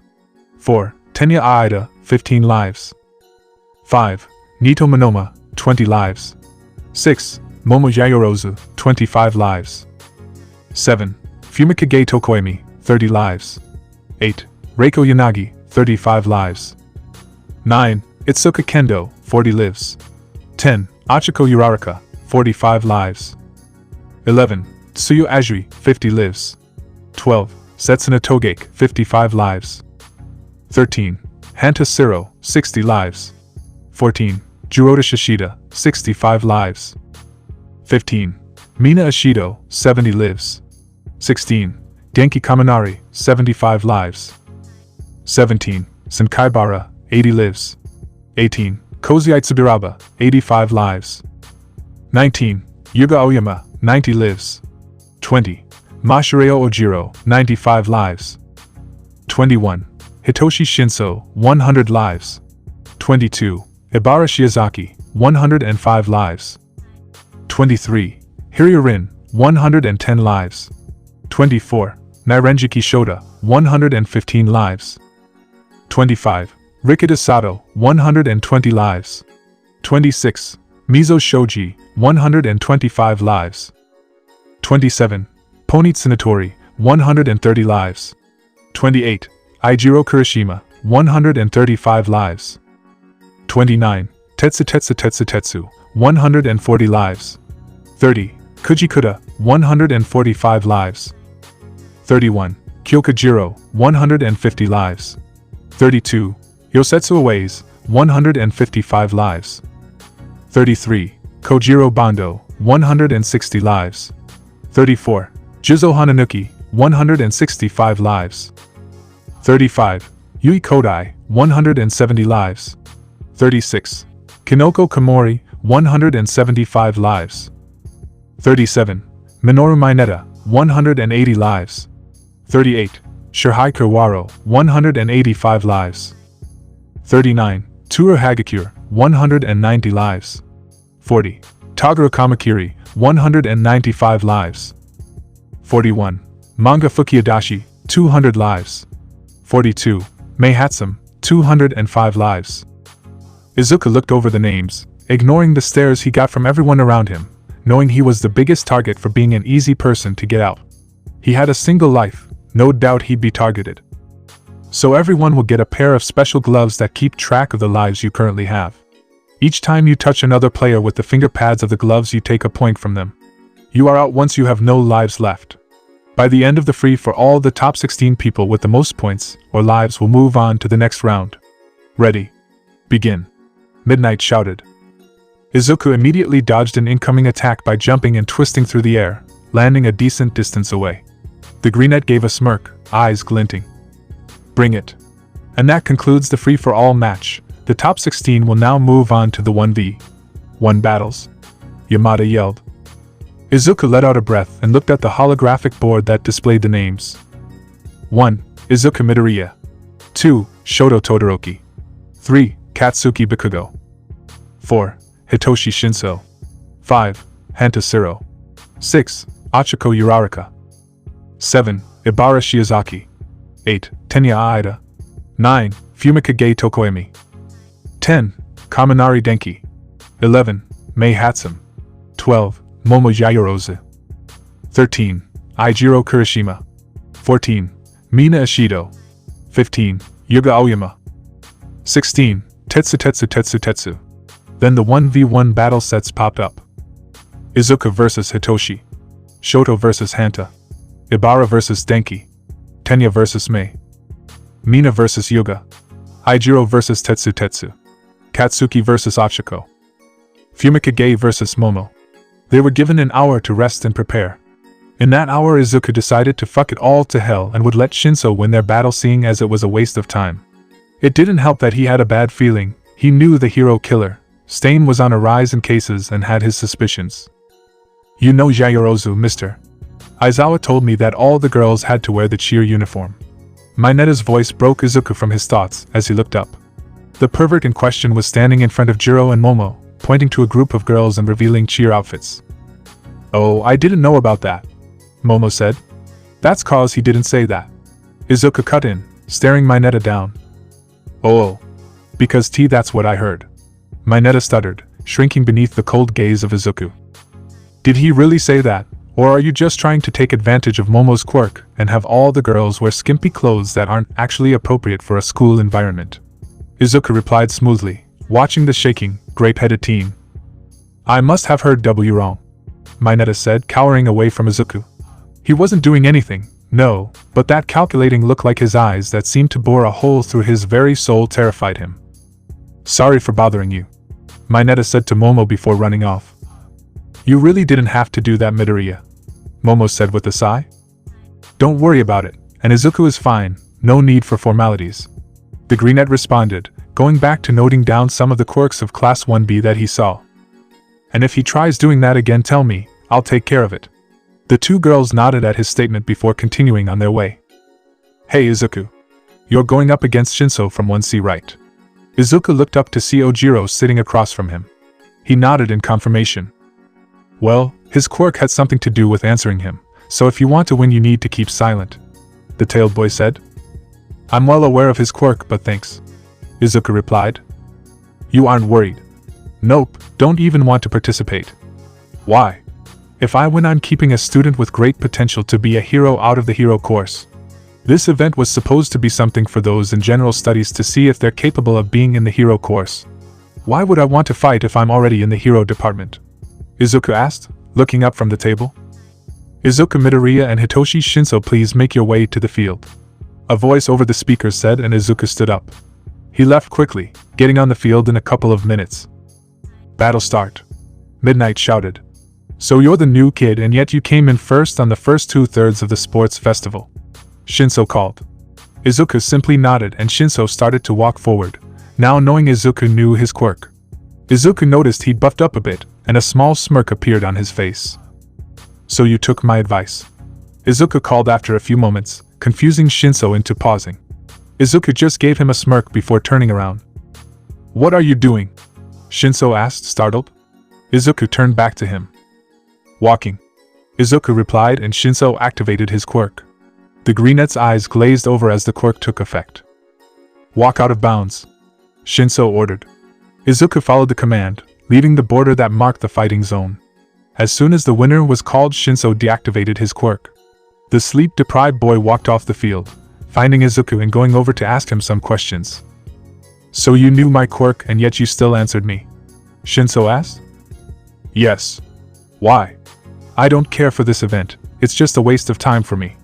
Besides, I'm already in the hero course, so why not give someone else a chance?" Izuku scoffed, surprising Shinso. "You aren't scared of talking to me. Whoever is scared of talking to you is either stupid or delusional, or both. Isn't it villainous though?" Izuku wrinkled his nose in disgust at that. "A person makes the quirk what it is, not the other way around," Izuku said, turning to leave. "Shoto starts with an ice wall and Katsuki always starts with a right hook. You'll have to fight one of them at some point," he said quietly but loud enough for Shinso to hear before disappearing around a corner. He was headed to Hosu. Izuku had gotten the okay from Aizawa to go to Hosu as Veridian, as long as he contacted him if anything happened. Izuku was fine with that, but he probably wouldn't remember that in the middle of a fight if it happened. Oh well, he'll deal with that if and when it happens. He ran through the alleys, not risking to be seen from the rooftops, listening for trouble. He let out a breath, slowing to a walk before suddenly stopping, tilting his head a bit to better listen. "Get out of my way, Ingenium," a voice rasped. "Not until you stop threatening others, Stain," was the response. Izuku crept toward the voices of Stain and Ingenium, his mind helpfully supplying that Ingenium was 3's older brother. "Isn't that just fan-fucking-tastic?" Izuku made sure his voice changer was on and working before peering around the corner into another alleyway. There he saw Stain standing with his back to Izuku, facing Ingenium. Izuku saw a figure behind Ingenium, probably another lesser-known pro that Stain was going after. The vigilante crept forward, sticking to the shadows to keep him hidden. The injured pro was, thankfully, mostly in shadow. That made it easier for Izuku to fix his wounds before dealing with the other two. "Warehouse." Izuku hushed the pro, glancing toward Ingenium and Stain to make sure they didn't see him.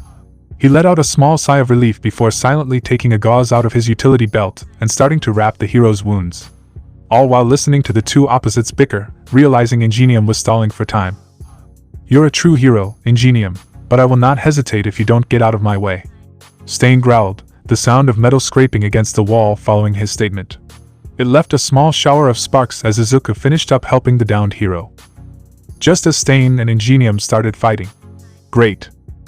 Instead of trying to break up the fight, Izuku made sure the paralyzed pro was out of the way, careful not to injure them any further. He then looked over right as Stain started to bring his katana down on a now paralyzed Ingenium's arm. Tensei had stiffened, prepared to deal with the pain. But the hit never came. He looked up at the sound of metal clashing against metal, surprised to find the vigilante Veridian defending against Stain. Tensei was thoroughly shocked. Veridian usually didn't patrol in Hosu, so why was he there? "Veridian, surprised to see you again," Stain drawled, swinging his katana in an underhanded arch. "Likewise," Izuku replied, blocking the attack. Stain grinned, his murderous aura flaring out. This may have frozen the heroes in place, but the bloodlust feeling did nothing to deter the greenette. Izuku easily blocked an overhead swing and jumped over Stain's leg that lashed out to trip him up. "Interesting, you aren't affected?" Stain questioned, jumping back and throwing one of his smaller knives at Izuku. The boy dodged, leaping away from Stain, who had charged at him. "No, I'm very affected," Izuku sassed, rolling his eyes. He casually leaned on his staff, looking at Stain. He leaned further, dodging another knife that was thrown at him, grabbing his staff and twirling it in his hand that blocked a katana. "What are you doing here?" Stain hissed, slashing at Izuku again. "Preventing you from harming another innocent person," Izuku replied, blocking with his staff. They jumped away from each other, and Stain grinned creepily. "You are a true hero, whether society sees you as one or not," Stain said. "I'm touched," Izuku drawled. "Not the best personality, right intentions though," Stain said. "Sue, almost like you," Izuku responded. "Right mindset, wrong way of doing it," the young vigilante said. "What do you mean by right mindset?" Ingenium asked, his words tense. Izuku chose to ignore it for now. "Well, it's true that most heroes be a hero for the fame and, or money. Who are you to play God?" Izuku asked Stain. "If you kill off the fake heroes, who says the ones who take their place will be real ones? Even if they're doing it for mainly selfish reasons, they're still saving people, aren't they?" Izuku stated. "You may be right, but they're still fakes that need to be exterminated," Stain snarled.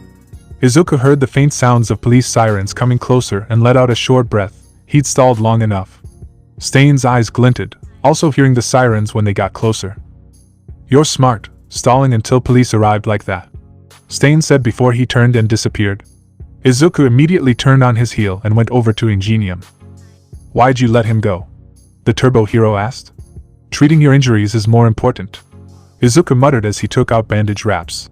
There was a pretty long and deep gash on his arm, another similar, one that dug into his side and across half his back.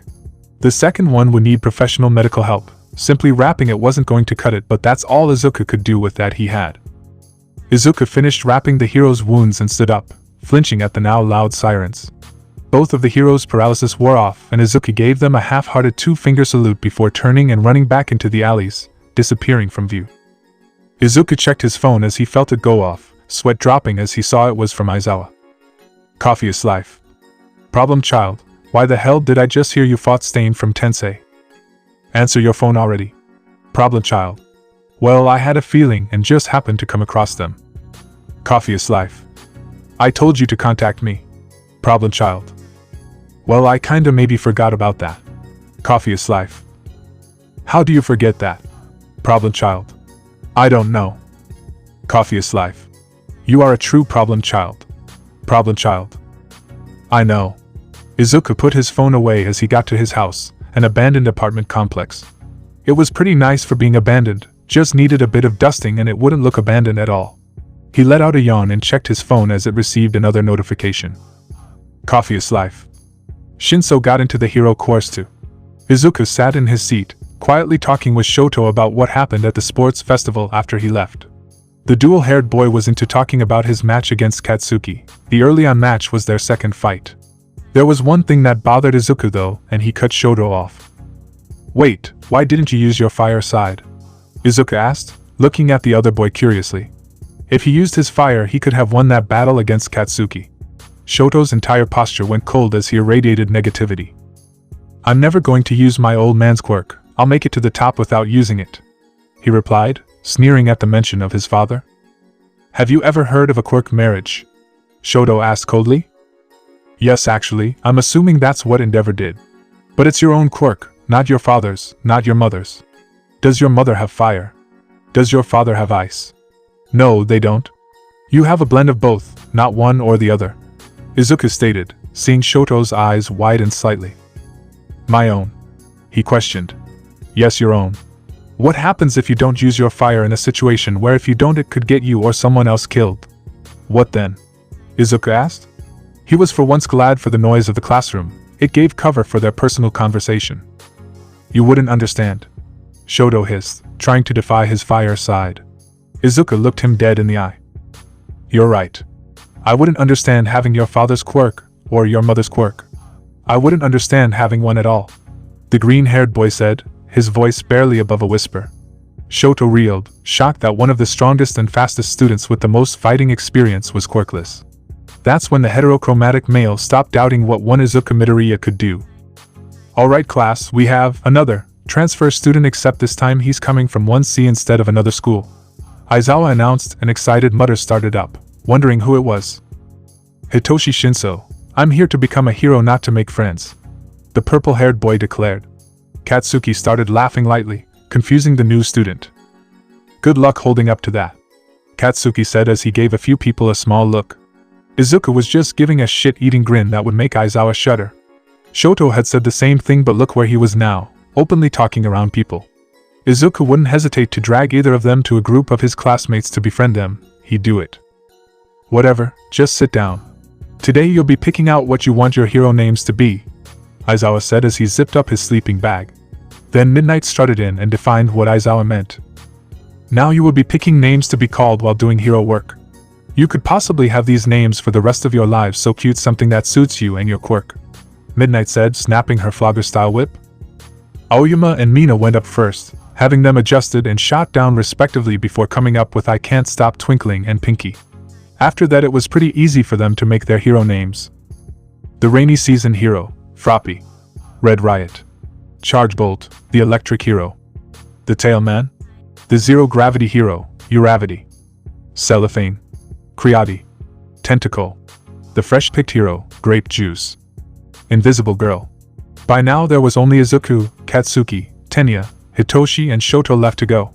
That was brought down fairly quickly though. King Explosion Murder. The explosive blonde shouted, sneering. Midnight immediately shot that down. Hey Ka-chan. Izuku called. The older boy snapped a what? At him. How about ground zero? It's the point above or below an explosion. The green-haired teen said, doubting that Katsuki would actually do it. Fine, damn nerd. The blonde grumbled the last part half-heartedly as he erased the original name. Then Tenya went up, his hero name being Ingenium to carry the family line. Midnight, annoyingly, fawned over how noble it was of him to take on the next generation as the turbo hero. Frostfire, the split hero. Shoto said in his monotone voice. While Midnight complimented on how fitting it was, Izuku silently thanked whatever being was out there for having Shoto listen to him. He was, quite frankly, surprised he chose a name that suited both his fire and his ice side. It wasn't long after that Hitoshi went up to present his hero name, causing more of a fuss within the class. The Mind Control Hero, MC. The lavender-haired boy said, about to go sit down when Ojiro's voice rang out. But isn't your quirk called brainwashing? The tailed boy asked, causing a few murmurs to stir up. Questions sprang up about his quirk, and soon enough everyone was shouting at each other, and at Hitoshi. It was clear that the sleep-deprived boy hated the attention, desperately wanting to change the conversation or have it end. Quiet. Izuku said, his voice somehow reaching everyone while not yelling. He gave an annoyed and disinterested look as he addressed the class. While yes, his quirk is called brainwashing, it isn't correct definition-wise. The definition of brainwashing is the act of forcing radically different beliefs onto another person, usually by force. That clearly isn't what Shinso does. Mind control, even with how broad that term is more accurate than brainwashing. The green-haired boy said without looking up from the whiteboard he had until he finished speaking. The class was silent after that with a very confused and surprised Hitoshi still at the front of the class. Izuku didn't say anything, just raised an eyebrow at them in question. Hitoshi went back to his seat as the rest of the class dove into small chatter as they waited for Izuku to show his hero name. The green-haired boy in question was silently tapping the expo marker against the small whiteboard, thinking. He didn't have a quirk to base his name from and couldn't use Veridian again since that's his vigilante alias. Well, he could, but he didn't want them to know yet, so that was out of the question. He stopped tapping, finding something that he could use as his name. He smiled to himself as he wrote it down, going up to the front of the class right after. Kieru, the quirkless hero. Izuku didn't know just how deafening silence could be until this moment. He almost regretted saying he was quirkless, but you can't change the past, you can only move forward. He just put a smirk on his face before heading back to his desk. A chorus of surprised and disbelieving shouts rang out, questions overlapping in a loud muddle of voices that made Izuku's ears hurt. Conveniently, the bell rang as soon as he got to said desk, so he grabbed his stuff and disappeared out the door. His hero name really did fit. He was long gone when the others started going home, leaving the other students with unanswered questions. But did he care? No, he did not. He got home and collapsed onto the couch. Social interaction was mentally draining. Especially around very energetic people like Mina, Kirishima or Uraraka. Not that he was trying to be mean, it's just how were they so energetic. He wanted to sleep, but insomnia's a bitch, so, instead, he continued designing his hero costume. It was similar to his vigilante suit, the same kind of base. Its base color was black with a multitude of dark green shades as well as neon green highlights. There was a band, similar to headphones, that would connect him to police calls. There were also pieces of metal on the band that looked like cat ears that would amplify sounds around him. The headphones also had extendable respirator halves on each side, connecting in the middle where it covered his mouth and nose. Both were painted black with neon green lining the speakers in the ears and a Cheshire cat grin on the respirator. The fabric of the actual suit would be made out of a light yet fire and waterproof material that would be loose for more flexibility. It would have a black half sleeve that would be under a dark green sleeveless hoodie. The hoodie would hide a utility belt that held first aid, smoke screen and sleeping gas pellets, as well as holsters for eskrima sticks and a collapsible bow staff. The pants were made out of the same material as the shirt and hoodie, tucked into black, knee-high combat boots. The boots had a spring in the soles that gave more height to his jumps as well as steel tips, adding more force to his kicks. He would also have his gloves with the retractable claws, the only thing that was taken from his vigilante suit and integrated into his hero costume. The suit also had a multitude of compartments for knives as well as pieces of steel that would cover his forearms below the back of his hand. It wasn't too flashy and everything had a purpose, perfect for the ex-vigilante. He would have preferred to make it himself seeing as he didn't really trust anyone completely just yet, but Power Loader was going to make it, and he had no say in it. Izuku didn't like having no say, but he guessed Power Loader could have the suit done sooner than he could. The suit designer said he'd have Izuku's costume done by the end of the week at most. He knew the internships were coming up as well, starting next week, so they had a week to choose who to intern with. He doubted he'd get any offer seeing as he didn't get further than his first 1v1 match, so no one saw him actually fight. In the obstacle course he was just running and analyzing his surroundings. In the free-for-all he was dodging whoever made the mistake of coming after him, while gaining points. The internships were optional anyway. If he didn't have any he wouldn't do them. And surprise, surprise, he didn't get any. He just shrugged and sat back, relaxing as his classmates spoke amongst themselves. It was peaceful until Mina tried to see if Katsuki's hair was fluffy or prickly. Long story short, Katsuki go detention and Mina almost died. Things just started getting chaotic after that. Izuku asked Aizawa if he could step out for a moment before he killed someone for being too loud. Thankfully the tired teacher couldn't care less and Izuku found himself wandering around with 5 minutes till lunch. And that's how he found himself standing in front of the absurdly large gates of Ground Beta. He didn't know why he wandered here. Maybe the familiar feeling of the city, and walked forward, trying the large doors. Gates. Locked. Onlookers. None.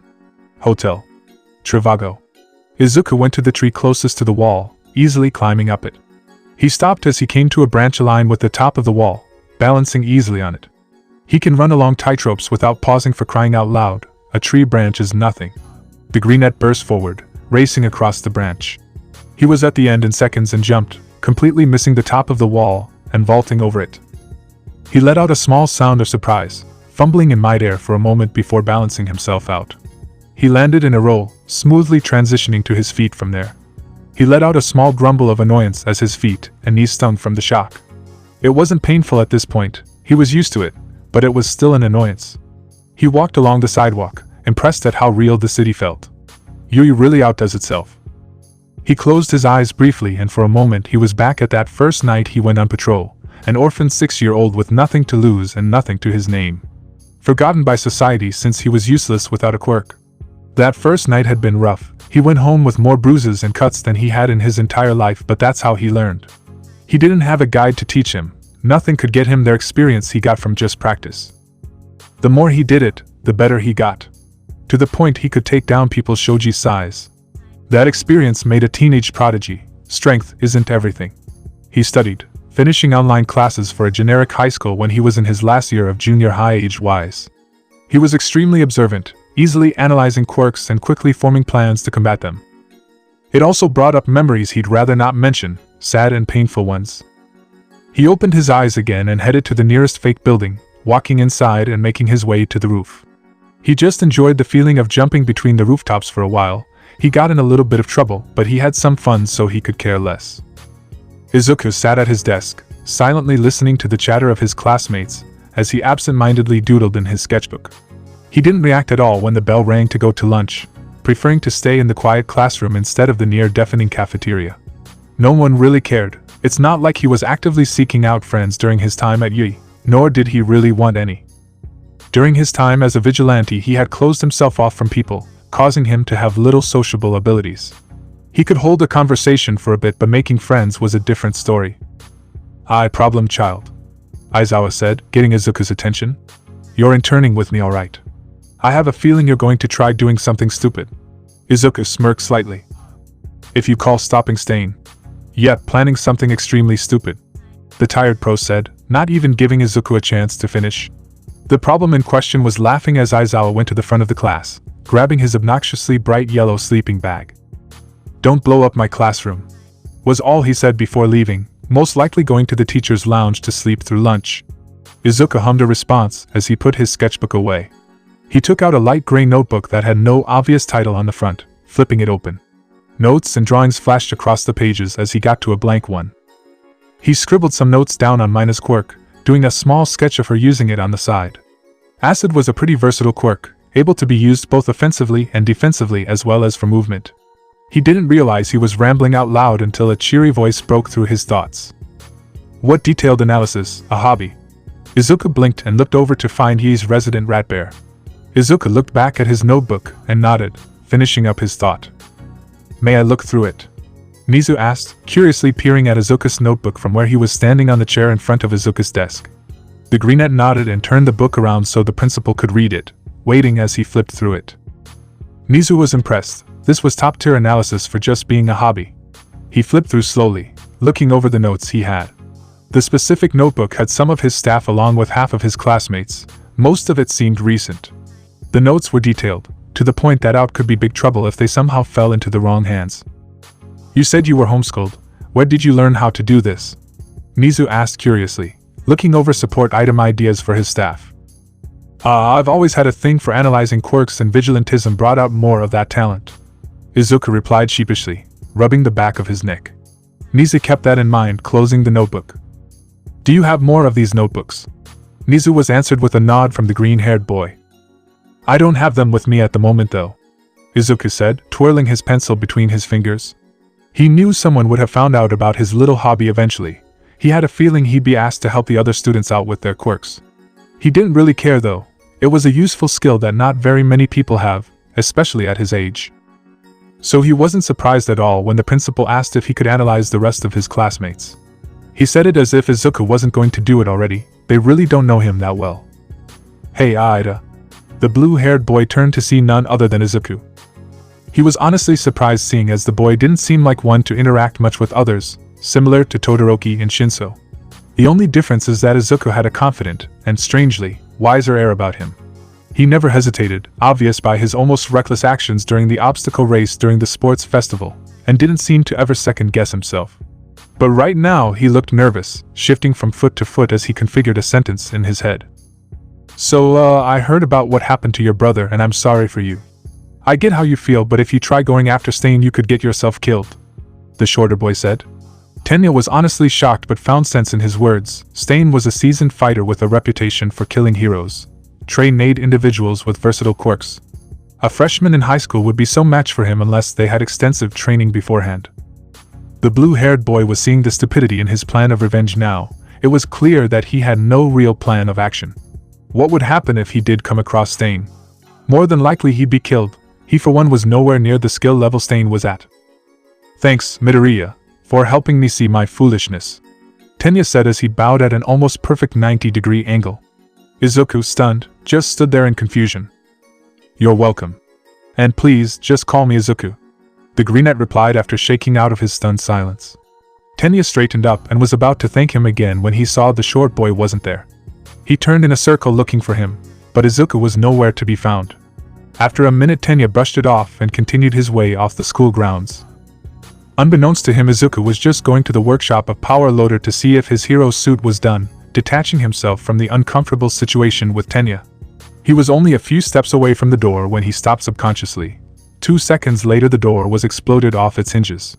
He was glad his instincts were working fine and started forward again, hearing coughing as he waved his hand in front of his face to clear the smoke away.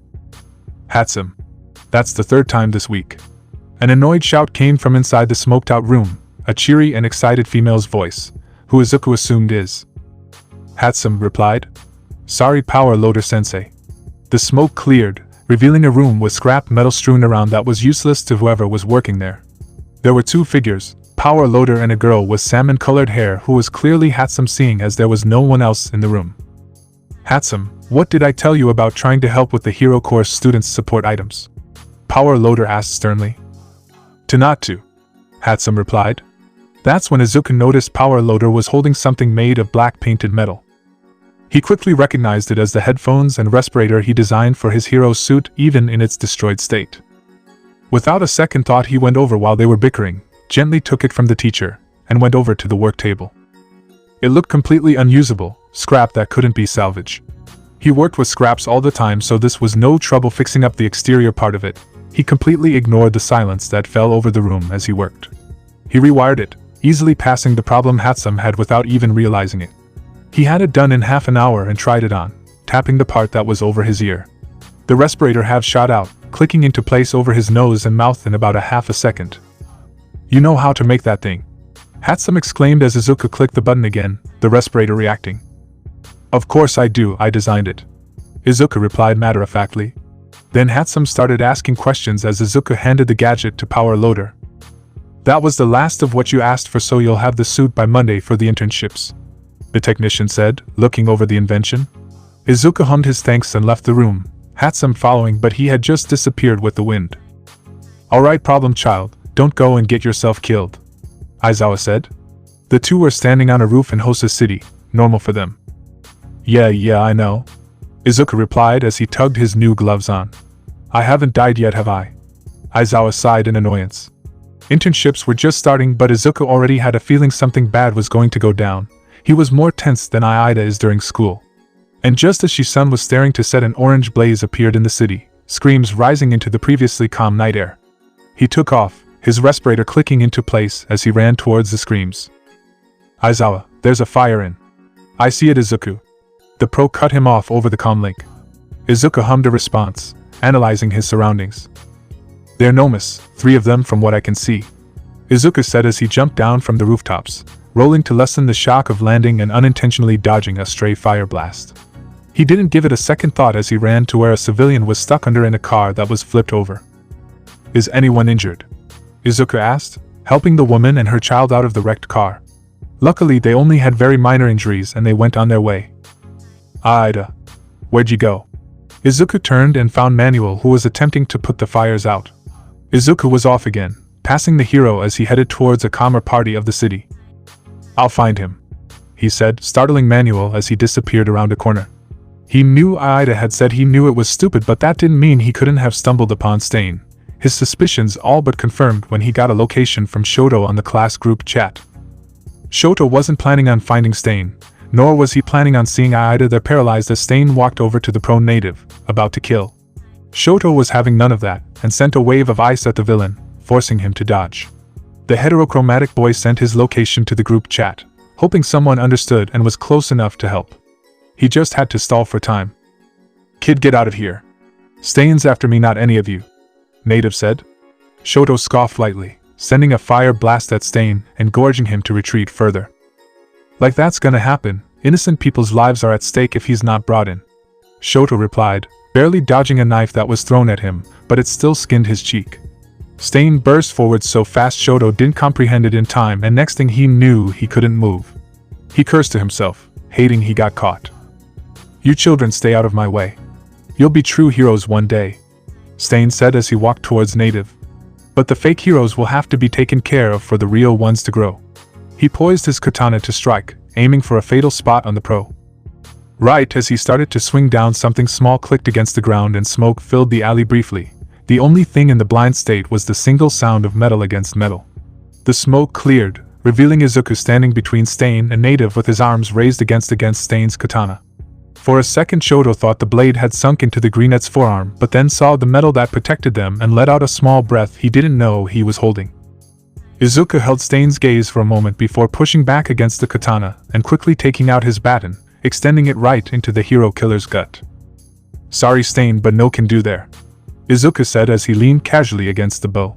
He ducked under a knife that was thrown his way, blocking Stain's katana with his staff. Another kid?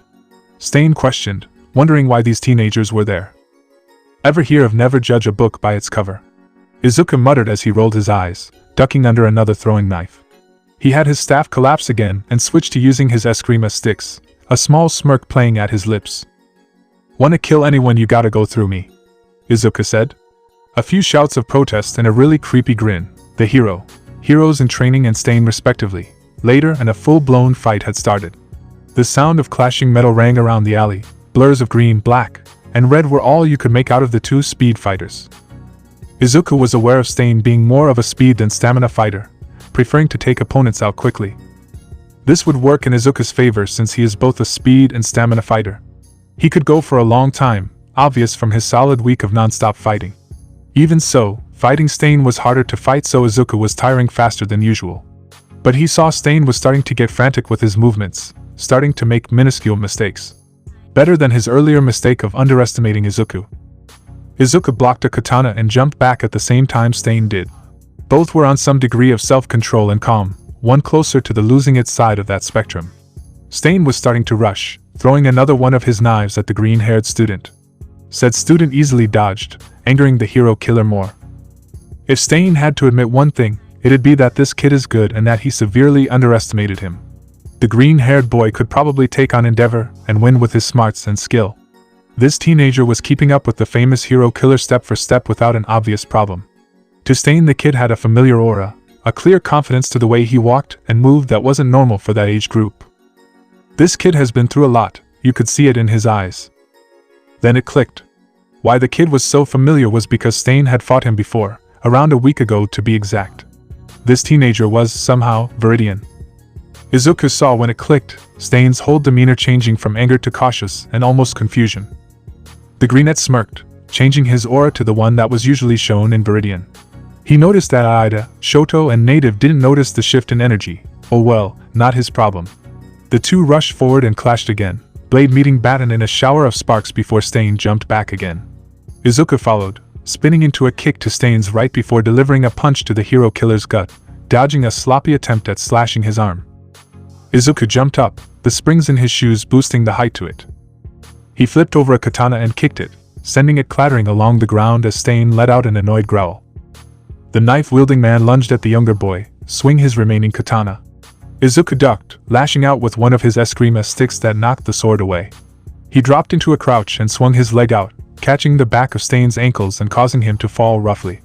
Immediately Izuku had Stain pinned and started de-weaponizing him. Just how many knives does one person need? Izuku, you fucking idiot. Aizawa said as he gave his intern a smack upside the head. This crazy kid just ran off and fought Stain. Of all people to go after, he chooses the S-rank villain who is known for killing heroes. The problem child gave him an annoyed glare before his eyes glinted slightly. You only said not to get myself killed, I'm not dead yet. Izuku sassed, earning an annoyed sigh from the teacher. Both Tenya and Shoto would have said something to the shorter boy, but he's the one who took down Stain, and they also ran straight into danger.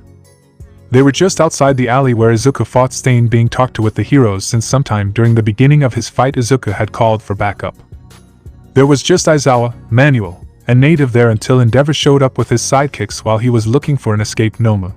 Izuku was looking around for the Noma when he saw it appear from the corner of his eye, heading right for Shoto. The green-haired boy shouted a warning to the others as he darted forward, shoving the taller boy out of the way. Izuku hissed as the Noma's talon-like feet wrapped around his torso, digging into his skin through his suit. He heard multiple shouts of his name as he saw the ground fall below him, getting further away as he was carried off. Izuku twisted around as he pulled the knife from his pocket. He refused to die here and was not about to be taken by a retreating Noma that didn't want to leave empty-handed. He heard a few more shouts as he sunk his knife into the Noma's leg. A few seconds later Izuku felt the Noma swerve off track and crashed into the ground with a shower of dust. Izuku sat up and groaned, rubbing his shoulder. That hurt. He muttered to himself, and let out an annoyed sigh as he realized his shoulder was dislocated. He easily shoved it back into place as he heard Stain speaking, the hero killer's aura flaring out. Izuku was unaffected by it.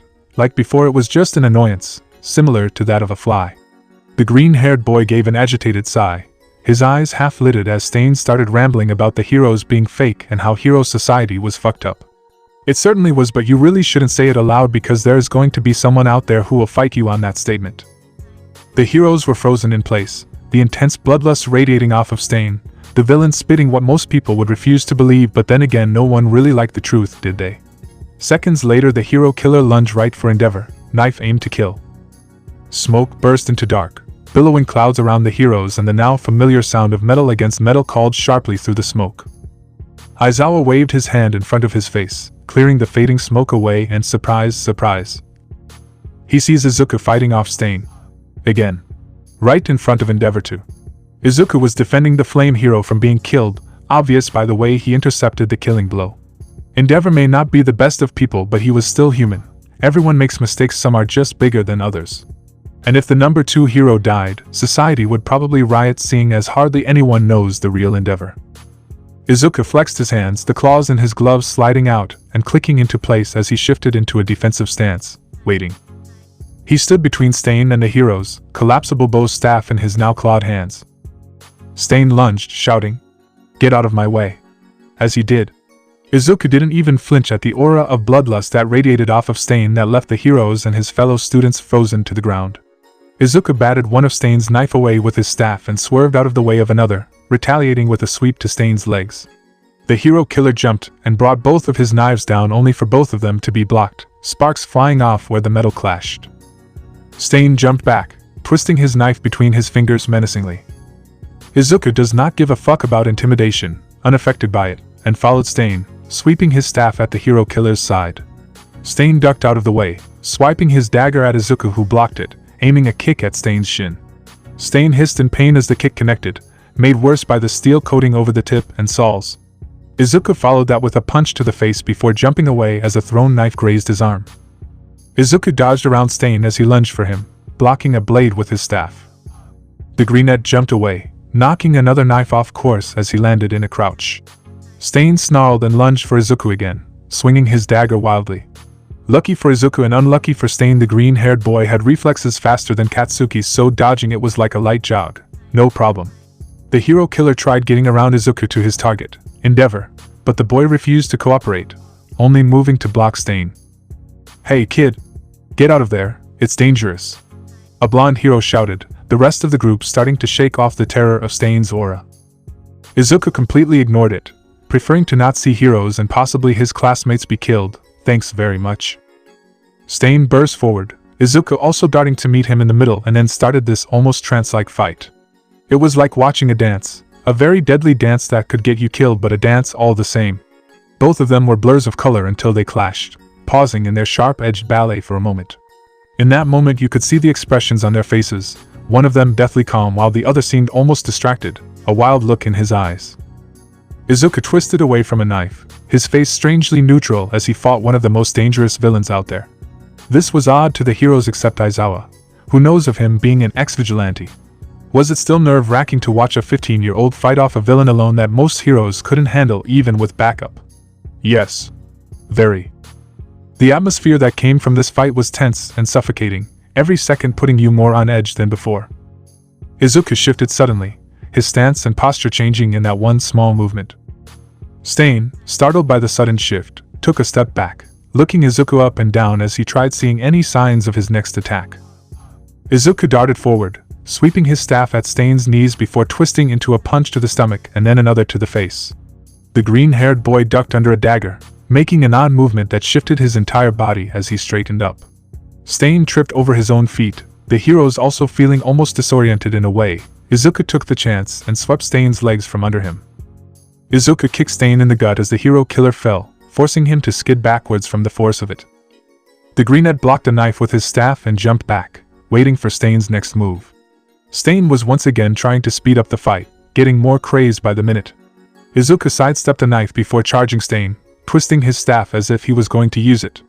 Stain swiped his knife at the greenette, assuming he was going to go for a right swing with his staff. Izuku smacked the knife away, feinting with the staff before twisting and slashing the other's arm with his claws. Izuku lashed out with a kick, knocking the breath out of Stain, and dodged a sloppy attempt at a stab. He twisted into a roundhouse kick that Stain dodged, attempting to cut Izuku's leg. The greenette pulled his leg out of the way right in time, flipping over another knife and away from Stain. He ducked as a fireball flew right over his head. He whirled around angrily. "Watch where you're throwing those things. They hurt and are a pain to heal." Izuku shouted at Endeavor, who was startled by the greenette's reaction. Izuku turned back to Stain, muttering under his breath before he was rudely cut off by Stain trying to stab him. He jumped out of the way, analyzing Stain's movement and noticing he was tiring out. Izuku ducked under a knife and darted forward, catching his claws against Stain's arm, making the man falter. Izuku ducked as Stain tried to slash at him again, lashing out with a punch to Stain's cheek. The villain stumbled back and Izuku darted forward, kicking Stain in the stomach and sending him into a wrecked car that was close by. Stain hit the car and made a dent in the side, slumping forward and going limp as his knives clattered to the ground.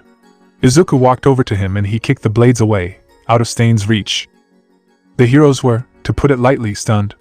A first-year hero in training just knocked out an S-rank villain that was known for killing heroes who had years of experience. In their minds, there was no possible way Izuku could have won that battle. But they didn't know of his past, and thought he was just a normal kid with a normal life. They were wrong, obviously. It was silent for a minute, everyone staring at Izuku like he grew a second head. The greenette looked back at the heroes. What? He asked as if he didn't just fight an extremely dangerous villain and win.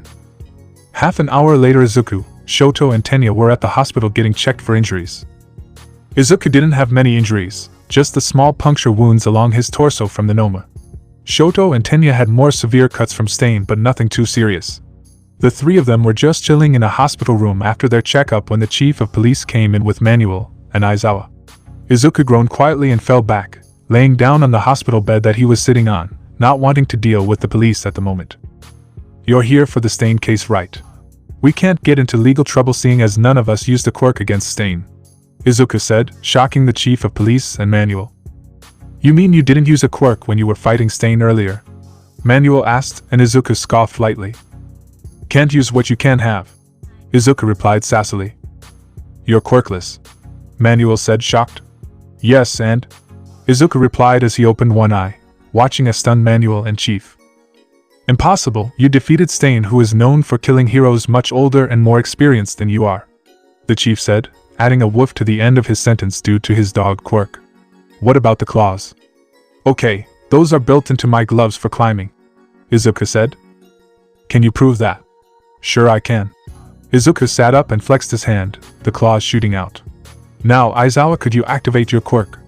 Izuku asked as the claws slid back in. The teacher sighed and activated his quirk. Once again the claws slid out and locked into place. The chief of police and Manuel were thoroughly shocked that not only a kid, but a quirkless kid could knock out an S-rank villain. Izuku raised an eyebrow. Now can we all go home? Or back to the internships? None of us did anything wrong, the green-haired boy asked. I mean, you could have called for backup, Manuel said. Tenya couldn't since he was paralyzed. Shoto called for help on the class chat, and I called for Aizawa to bring backup, Izuku said matter-of-factly. Aizawa sighed and muttered problem child under his breath. This kid was going to be the death of him one of these days. Izuku looked back at the ceiling before closing his eyes. You really are a problem child. I'd say he's the most problematic of the entire class. Rude. Internships were a breeze after that, just a few common purse snatchers and back alley thugs who rose up from the small window of chaos that Stain and the Nomis brought. None of them succeeded, easily being taken down by the still of high alert heroes and the occasional intern. Nothing going near the level of disaster of what is now known as the Hosu Indecent. Izuku stayed under the radar after that. Fighting Stain was eventful enough and the media was already blowing it up. They even got quirk readers to try and figure out what kind of quirk he had. It seems he has an agility quirk. It would make sense how he was able to dodge most of Stain's attacks. Izuku groaned quietly as he heard the video playing from someone's phone on the bus. Don't they use headphones or earbuds for that? It's irritating listening to alleged quirk analyzers drone on about one that doesn't exist. No, it has to be a strength or analytical quirk. Another chimed in as Izuku covered his ears, grumbling to himself. He knew that it was illogical for anyone to think that the kid who took down Stain did it without a quirk. Few people were quirkless, and even fewer people his age. Was it still annoying? Yes, extremely. Izuku walked into class and went straight to his seat behind Mineta, or as Katsuki liked to call him, the purple pervert fuck. And Izuku could not agree more seeing as the grape-headed boy was currently leering at Momo. If looks could kill, Mineta would be nothing but dust from the glare Izuku was giving him. Mineta, being smart for once, turned his gaze from the girls and to his desk before he got hurt. Class was boring, as per usual, with one exception being Aizawa telling them that there is going to be a summer training camp. Sounds festive. Everyone got excited about it, but plot twist, they had to pass exams to do it. The exams will be next week so they could prepare for it. Izuku was kinda surprised Aizawa didn't just dump it on them like a pop quiz the next week. That would have been horrible for half the class since not everyone is bright with book smarts.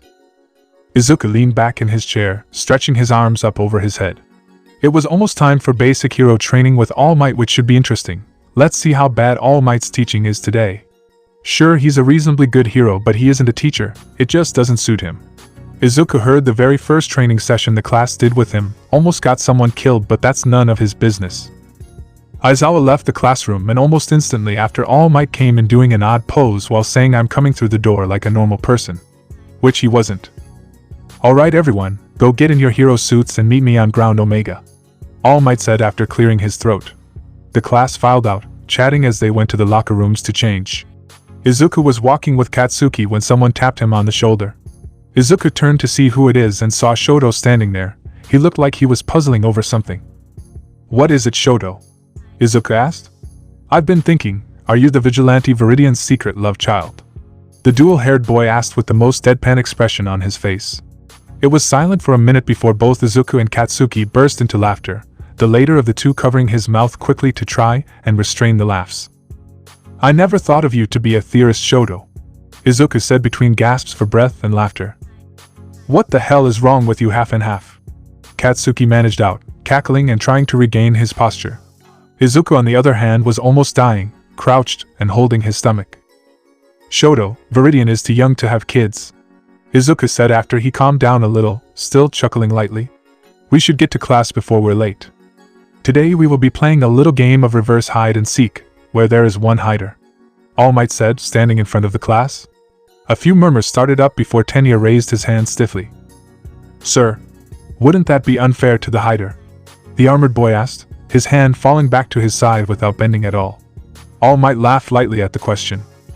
"It would seem that way for a normal game, but this area is large, allowing anyone to move through it to hide. So, who wants to be the hider?" All Might asked, and Izuku's hand immediately shot up, the only person willing to hide from 20 other people. All Might looked startled but cleared his throat and smiling brightly. "Excellent. Now I will keep the rest of the class here for half a minute for you to hide. You are only found once someone tags you. Time starts. Now." As soon as All Might said now, Izuku was gone, vanishing into the large forest of ground Omega. Katsuki scoffed, bringing the attention of the other students to him. "No one's going to find him," the explosive blonde said matter-of-factly. This created an uproar with the class. "No way a quirkless person can hide from all of us," Mineta shouted above the arguing. Shoto, Tenya and Katsuki all glared at him. Well, Katsuki glares while Tenya gave a disappointed look and Shoto looked unimpressed. The rest of the class turned to Mineta. Seems like the little annoyance hasn't watched the news. "You are aware he took down Stain, right?" Momo asked after a pause. Mineta gave her an "are you serious" look. "He may have beaten me in a fight, but you don't have to make up some impossible scenario," the bald-haired boy said. Hitoshi glared at him. "You're giving purple-haired people a bad rap with your perverted idiocy and obliviousness," the sleep-deprived boy stated, glaring at the short boy. Tenya frowned. "Mineta, both Todoroki and I were there when he knocked out Stain. It is unheroic of you to assume how strong someone is by their quirk status, or lack of one," Tenya said as he chopped at the air. Mineta's expression went from annoyance to disbelief, his eyes going wide.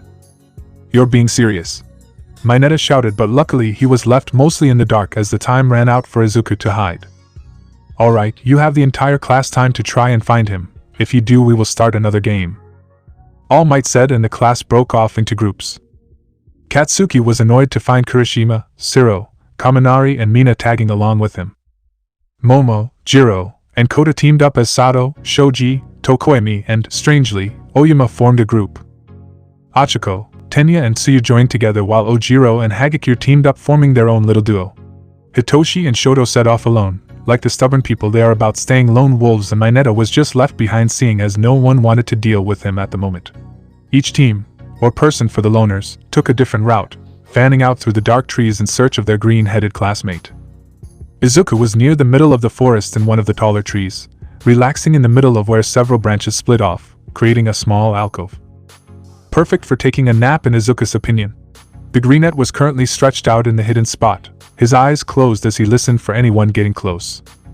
Their only real reason he wanted to be the hider was because he was tired, having not slept much the past week. That, and maybe to brush up on his vanishing abilities, a little trick he learned after being Veridian for a couple of years.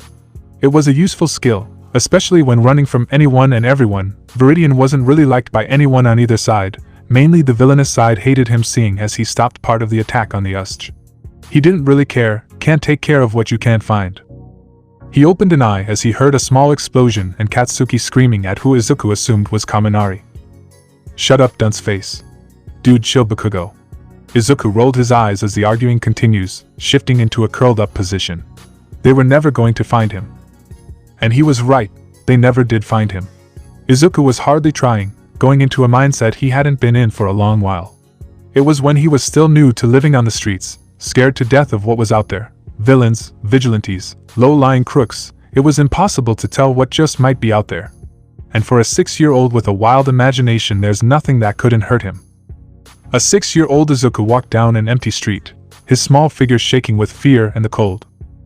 It was getting dark and he had nowhere to go. Flashes of a knife, dripping blood onto the floor, and a burst of bright blue flames danced across his vision before he shook his head, clearing it.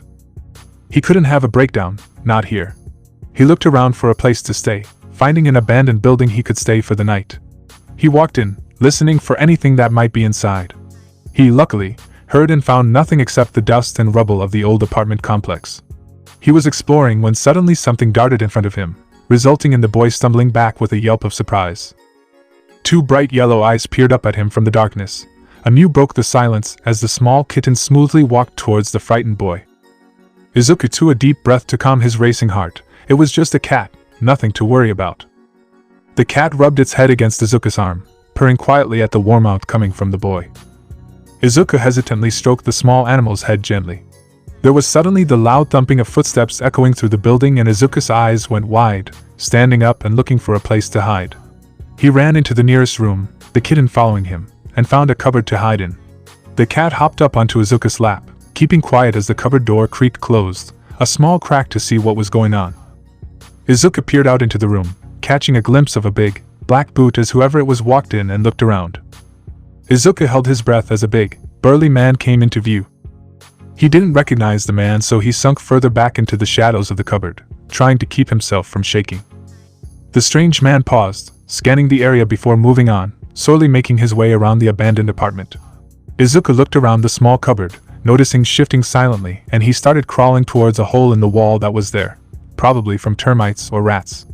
He heard the man's footsteps come closer again and froze, his rate speeding up in fear he would be found before continuing to silently crawl towards the hole. Don't let them find you. If they find you, you get hurt. Stay hidden. Stay safe. Izuku squeezed through the medium-sized gap in the wall, tumbling forward into a crawl space. He heard footsteps come towards where he was and moved so he wouldn't be seen from the crawl space entrance, holding his breath. The cat mewed and he heard a gruff voice say, "Just a cat," before the footsteps started up again, fading away. Izuku let out a sigh of relief as the kitten hopped up onto his lap, purring as he pet them. He sighed, looking around. It wasn't too bad, just a bit dusty. "Well done on the exercise, Midoriya. Congrats on your win." Izuku blinked back to reality, as he heard All Might talking to him. He nodded before following the rest of the class to change or of his hero costume. "DEKU, where were you anyway?" Katsuki asked as he fell back to walk beside Izuku, the unofficial Baku squad not noticing his absence from up ahead. "Near the center of the forest. I heard you yelling at Kaminari close to the beginning," Izuku said. "Though, you could have been further away seeing how loud you get. Ow." Izuku glared at Katsuki, who had just smacked him upside the head. "That hurt."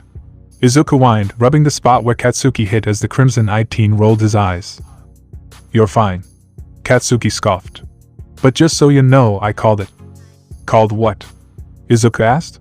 "That you wouldn't be found," Katsuki replied as Izuku hummed in response. He shrugged, saying a small guess you were right before going to his own locker to change. Izuku was sitting on the rooftop of what he claimed as his apartment complex, being abandoned and all. It's not like anyone's going to fight him for it. He looked at the sky that was turning dark shades of blue and violet, bleeding into the bright reds, yellows and oranges of the sunset. It almost looked like the sky was on fire, glowing as the night slowly blanketed Japan in its quiet embrace. Izuku watched the stars as they twinkled above him. "See those stars, Izuku? Some say that's where those who have passed go to rest after the long journey of life." Izuku's eyes grew a bit sad at the memory, a small smile gracing his lips. His mother always told him stories like that as he was growing up, but it seemed like her journey had been cut short. He laughed bitterly at the thought, a hollow laugh with no real emotion in it that rang out in the cool night air before it went quiet again. The greenette sighed, pulling his knees to his chest and wrapping his arms around them as the air started to get colder. It's not like he was bothered much by the cold anymore, getting used to it from his living on the streets. He watched the stars as they slowly made their way across the sky, their movement unnoticeable without a time lapse or a picture every hour. Bright green eyes were the only thing you could see in the darkness on top of the building, 2 reflecting orbs that seemed to hover there. "Mom, Dad, I miss you.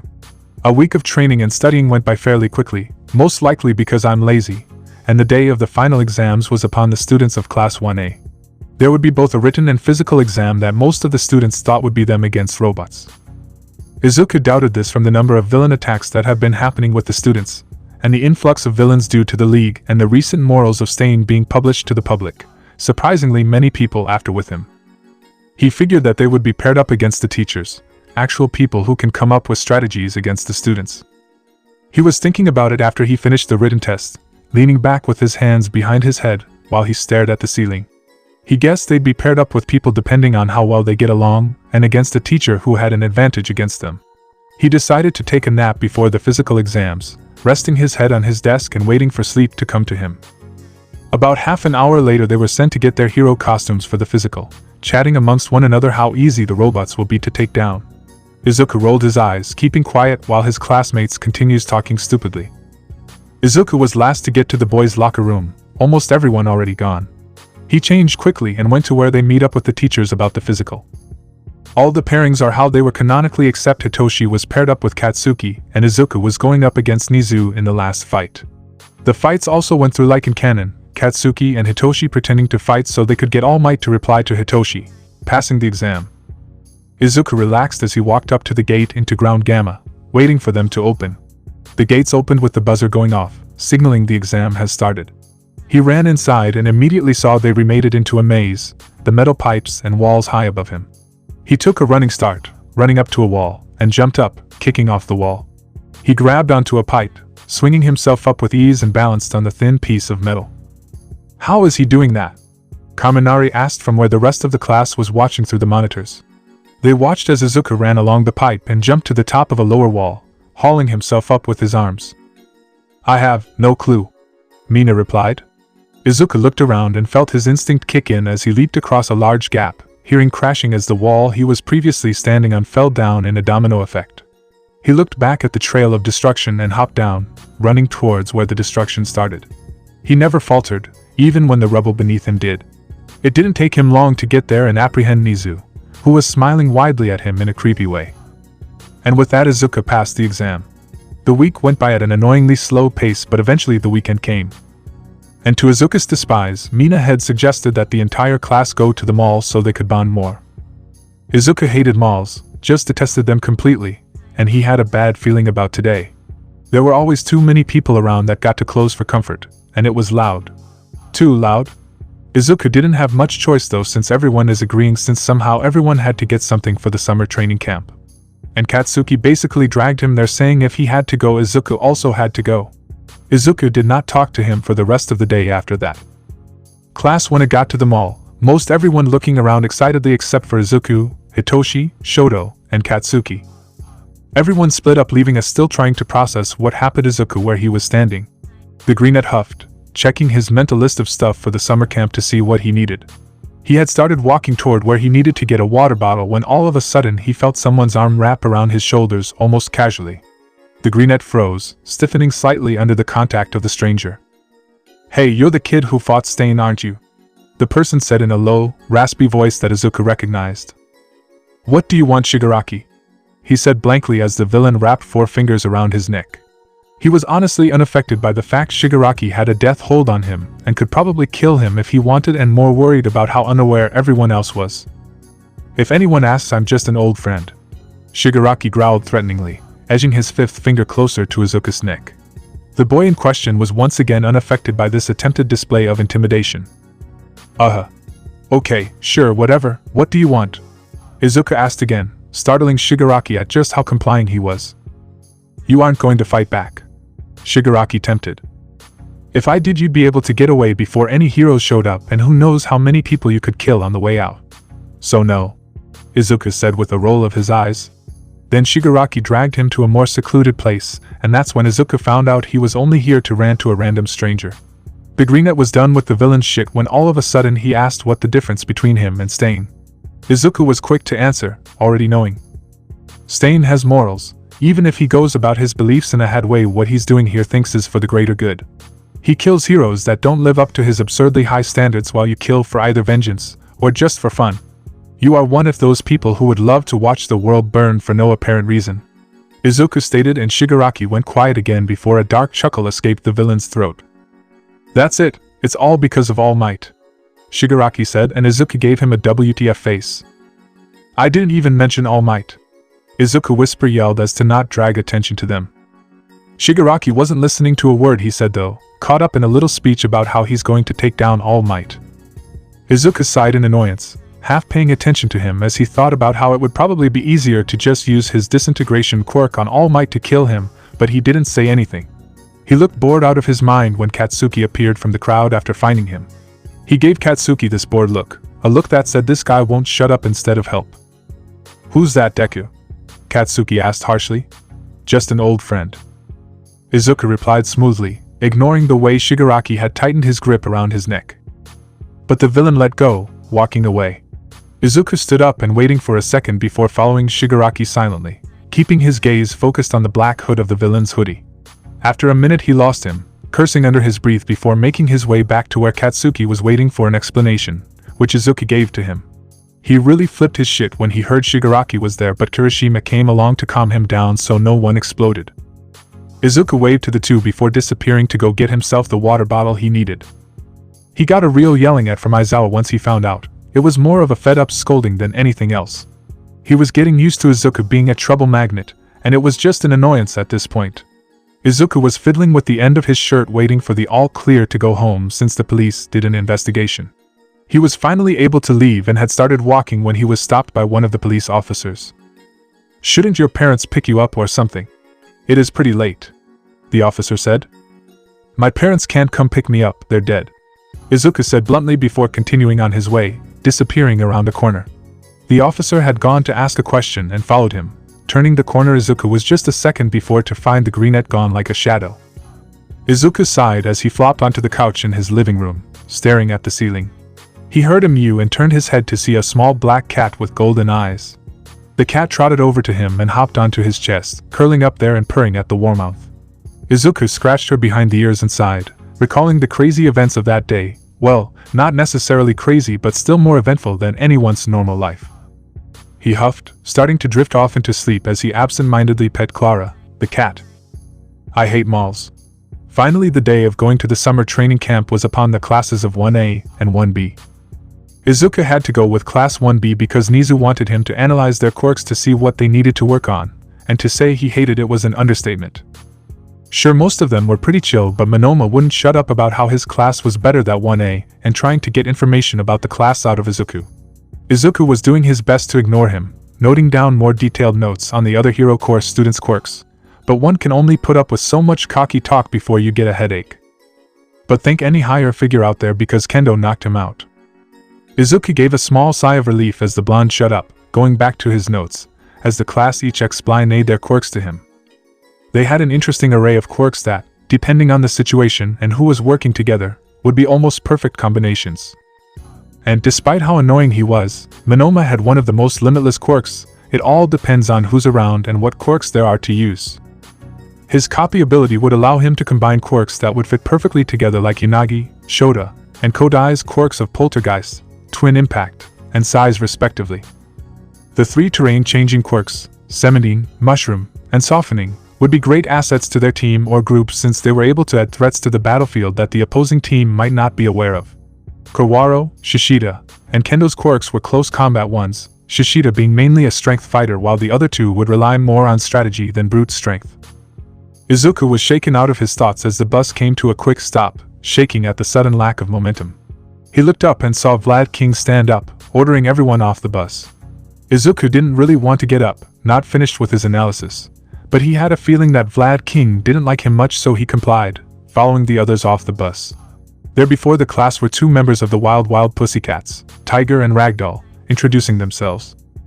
Those in Class 1B had to fend for themselves for the night for their challenge. Apparently Class 1A also had to do something to get to the actual camp. Izuku didn't have to, seeing as he was in 1A and 2, he was analyzing their quirks in more detail. Finally, he didn't have to listen to Monoma.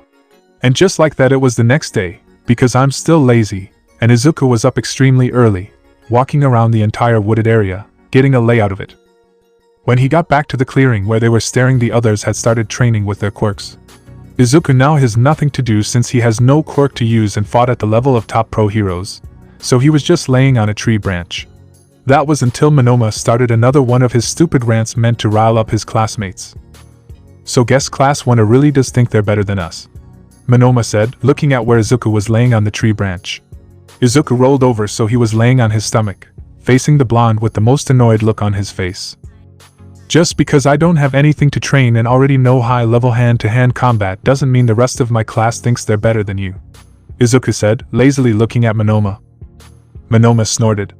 "Everyone can improve their quirks, especially at this age where you've had little practice with it," he said in an annoying way. Izuku rolled his eyes with a sigh. "I'm quirkless, you daft idiot. You know absolutely nothing about me, so mind your business," Izuku said, stunning Class 1B. "Then how'd you even?" "Be quiet, Monoma, like he said, you know nothing about him." Kendo cut him off. Izuku felt someone's eyes on him, his gaze flicking to where a young boy with dark eyes and hair with a hat with 2 horns on it. The boy gave Izuku a half-hearted glare when he turned to look at him before he left. Izuku shrugged it off, going back to trying to take a nap.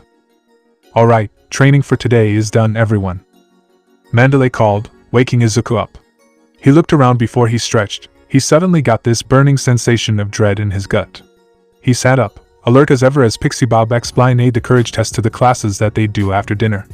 Izuku jumped down from the tree, landing silently as he slunk into the forest, scanning the area for anything. He didn't find anything and headed back to the camp, still on high alert. His classmates noticed him scanning the forest every minute, confusing them. Izuku ignored his classmates, concluding that his feeling was just his nerves acting up in the new place. He was wrong, oh so very wrong he was. Izuku sat silently against a tree, not joining his classmates as they ate. He wasn't usually that hungry anyway, but he currently felt like he was going to throw up any food he might eat, so he preferred to look like he was fine. He caught movement and saw that kid from earlier, Koda, walk into the trees. He noticed the boy hadn't eaten earlier, but unlike Izuku, the kid needed it. So the greenette grabbed a plate of curry and rice and followed Koda, easily slipping away from the camp and silently walking barely 10 feet behind the boy. Soon they came to a sloping hill, leading onto a large ledge and a crevasse-like cave. Koda sat down near the edge, staring at the forest with judging eyes. Izuku made his steps loud enough for Koda to hear, and the boy whipped his head around to see who it was, startled by seeing the quirkless boy from 1A. Koda glared. "What do you want?" he snapped. This was his spot and he didn't want anyone there. To his surprise, the greenette sat down a few feet away, sliding the plate of food over to him. "I saw that you didn't eat earlier. That isn't healthy for someone who's growing," the teen said, not making any other move toward Koda. "My name's Izuku Midoriya, though you can just call me Izuku," the greenette said, laying back to look at the sky. Silence followed before a small "Izumi Koda. Were your parents by any chance the water hose duo?" Izuku asked, and Koda hissed. "Did Mandalay tell you that?" he snapped, eyes angry. "No, it's just that you have the same name as them. And I can tell you've lost someone important to you," Izuku said, surprising the younger. "How did? I know that look all too well, Koda. I also lost my parents," Izuku said, his eyes clouding over with the memories. "Do you know the pro-hero dragon?" Izuku asked. "Yeah, wasn't her and his wife murdered in their own home?" Koda asked, receiving a solemn nod from his green-haired acquaintance. "That day will haunt me for the rest of my life," Izuku said as he blinked, returning to the present. "But didn't they say the son died?" Koda asked, intrigued, and Izuku chuckled. "You have a few tricks up your sleeve when you're a vigilante," Izuku said, standing up. "Anyway, you don't seem to like when other people are here, so see you around," he said, disappearing. The courage test had begun, a few of the 1A pairings already in the forest, trying their best not to be terrified. Izuku looked around, his body unusually tense as dread twisted his stomach into knots. He was taping his foot against the ground silently, when all of a sudden he stopped, his nose twitching slightly at the smell of smoke. He looked up, his eyes widening slightly as he was a small blue glow in the distance. He felt his hands start shaking slightly as memories flashed across his vision, his breathing quickening. No, you can't have a panic attack now," he thought to himself as his gaze flickered around wildly until he found Aizawa. Aizawa looked over as he felt someone's gaze on him, turning his head slightly. A warning signal went off in his head when he saw Izuku staring at him, looking like he was about to have a panic attack, tensing as he made his way over to the greenette. "Aizawa, we need to call the classes back. There's a forest fire and I'm 90% sure it wasn't caused by the heat," he said quickly, surprising the Erasure hero. Once he said that he realized he could smell the faint scent of smoke, just too dull to initially notice. Mandalay? Called the students back. A forest fire started. Aizawa called to the red-themed cat. Shock flashed across her and Pixie Bob's faces before Mandalay telepathically called out to the students. Creatures made of dust formed as Pixie Bob activated her quirk. The creatures started towards where the flame was coming from, all going maximum speed. Aizawa turned to Izuku, but the boy's eyes flashed before he took off, vanishing into the trees before the tired teacher could react. Izuku dashed through the trees, beelining toward where Kota was. The kid was out in the open, the worst place to be doing a villain attack. Izuku hoped that wasn't what this was, but God seemed to have a different plan for him, seeing as Muscular, an A-rank villain, was about to punch Kota. Muscular quirk, muscle fiber. His inner muscles will actually come out and wrap around whatever body part he wishes, mainly being his arms since he fought with haphazardly thrown punches. His weakness, his eyes. Izuku recited this in his head as he dove forward, grabbing Kota as he rolled out of the way, taking off again. Muscular was in front of them in seconds and Izuku immediately took out one of his knives, flinging it at Muscular's eye. He heard electric zaps and a growl of pain, realizing he hit the fake one. Kota was frozen stiff, his eyes wide with tears that threatened to fall. And Izuku remembered something. Muscular killed the water hose duo. Muscular left this kid to hate heroes. Muscular left this kid an orphan. Muscular has some karma to pay. Izuku set Kota down, placing himself between the villain and the small boy. His toxic green eyes shone with anger as his body relaxed, getting ready for a fight. Muscular grinned widely. I can't wait to see your blood, but do you happen to know where Bakugo or Shinso may be? Future villains. The villain said evilly and loudly, hurting Izuku's ears. The greenette stayed silent, thinking for a moment. Future villains. Are they stupid? Kachan is too stubborn for that, and Hitoshi wants to prove everyone wrong. They aren't joining your stupid league. Just the quiet type. Fine, but I hope you scream when I flood the floor with your blood. Muscular said with a manic grin, lunging. Izuku darted forward, dodging to the side at the last second as he slashed Muscular's leg with one of his knives.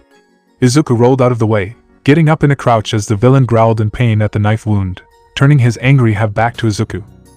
You little brat. Muscular said, going for another attack. Izuku jumped up, flipping over the villain and cutting through more muscle tissue on his shoulder. The greenette landed lightly, going on the offensive. If he could get close enough to fully blind Muscular, he wins. But the changes were against him. I almost forgot, you're that kid who took down Stain, weren't you? And the one who completed 2 of 3 of the sports festival thirds, both in top spot without using a quirk. That's right, that's why I recognize you. Muscular said, dodging a knife aimed for his eye, grazing his cheek. The villain growled, darting forward and punching Izuku into the rock wall without giving him a chance to dodge. He hissed in pain, dropping to the ground. That's gonna leave a mark. He shook his head and looked at Muscular, his eyes cold and calculating. The villain lunged again, forcing Izuku to dodge, and the boy lashed out with a knife swipe, cutting through the muscle fiber. The villain growled in pain, the serrated edge of the knife being more painful than just a cut. Izuku flipped out of the way of an attempted punch, kicking Muscular in the face as he did and leaving the villain with a broken nose. Izuku flinched, his injuries stinging, but he continued until he finally knocked Muscular unconscious with a harsh kick to the face. He fell back, staggering slightly as he took a deep breath. He turned to look at Kota, who was crying, and he walked over to the small boy, crouching beside him. Hey, it's okay, Izuku said, hugging him. The younger boy hugged him back, silently crying as he tried to calm down. Kota calmed down after a minute, wiping the remaining tears away. Let's go get you somewhere safe, Izuku said, and picked the boy up, having him go piggyback so he didn't put too much stress on his currently fractured arm. The greenette raced through the forest, his breath coming out in small pants as his feet silently hit the grass. He heard rustling and immediately stopped, taking one of his many knives out just in case. He relaxed as Aizawa stepped into view. He noticed his teacher also relaxing as he recognized who Izuku was. Aizawa, take Kota back please, and tell Mandalay that the villains are after Bakugo and Shinso, he said, putting Kota down and dashing away. That problem child is going to be the death of me, Aizawa muttered before going over to pick up Kota, quickly making his way back to the camp. Mr. Aizawa, do you think he'll be okay? Kota asked. That kid's been through a lot, and he's way too stubborn to let himself die, Aizawa replied, internally supplying an I hope as he continued running. Ha ha ha. Dark Shadow. You need to calm down, everyone is okay. It's okay, no one was seriously injured. Izuku said as the dark shadow bird towered over him. The sentient shadow shrunk in size, wrapping itself around the small greenet. You got mad because Shoji was hurt, right? You didn't like one of your friends being injured, Izuku stated, stroking the top of the shadow's head. Really? I thought he was just rampaging because of how dark it was and that he could, Tokoemi said, and Dark Shadow shook its head. Everyone be careful. You are allowed to use your quirks, and if anyone finds Bakugo or Shinso, bring them back to camp. They are the ones being targeted. Aizawa got to Mandalay, Izuku said quietly, his head tilting up at the telepathic message. He shook his head and looked around, hearing explosions in the distance, and an ice wall appeared in the same direction. He immediately took off again, Shoji and Tokoemi not too far behind him as he followed the sound. Fuck off, you dentist's nightmare, Katsuki screamed, setting off an explosion at Moonfish. The villain's teeth lengthened, protecting himself from the blast before the blade-like teeth shot forward, preparing to stab the two. Dark Shadow screeched in anger, lunging for Moonfish in pure rage at the person who hurt its friend. Katsuki and Shoto backed up, surprised at the sudden appearance of the Shadow Bird. Shoji, Tokoemi and Izuku went over to the two after Moonfish was knocked out. Since Bakugo and Shinso are the ones being targeted, we can split up. One group go find Shinso while the other brings Bakugo back to the camp, Shoto said. TCH, I don't need your help, you damn extras, Bakugo said. Ka-chan, shut up cause you do. I don't think it's a good idea to split up since we don't know where the villains are specifically. What if we run into them? I say we stick together and head back once we find Shinso, that way there will be more people to defend against the villains. Izuku stat, surprising the others when the explosive blonde didn't blow him up after telling him to shut his mouth. They agreed to Izuku's plan, seeing as he was the most experienced in between them, since he took down Stain. They started to make their way through the forest, coming across Ochako and Sue being attacked by the villain Toga. The villain has run off as the group came up, disliking the company and not wanting to get caught since she's outnumbered. Izuku was asking the two of them were okay when he stopped mid-sentence, his eyes flicking to the branches of a tree as he threw his knife in the same direction. A small sound of surprise was heard and a cloaked figure stumbled into view. Izuku growled lowly as he glared at the figure. Mr. Compress, quirk, compress, if he touches someone or something with all 5 fingers, then that person or object will become trapped in a marble. Izuku pulled out another knife as he recalled what the villain's quirk was, narrowing his eyes as he tensed. Stay back and don't let him touch you, Izuku said quietly to his classmates, his gaze still focused on the magician villain. The others stepped back, confusion evident. Well, I see one target and another familiar face. You're the kid who won 2 parts of the festival, the villain said. And you're an entertainer, Izuku stated blandly, rolling his eyes.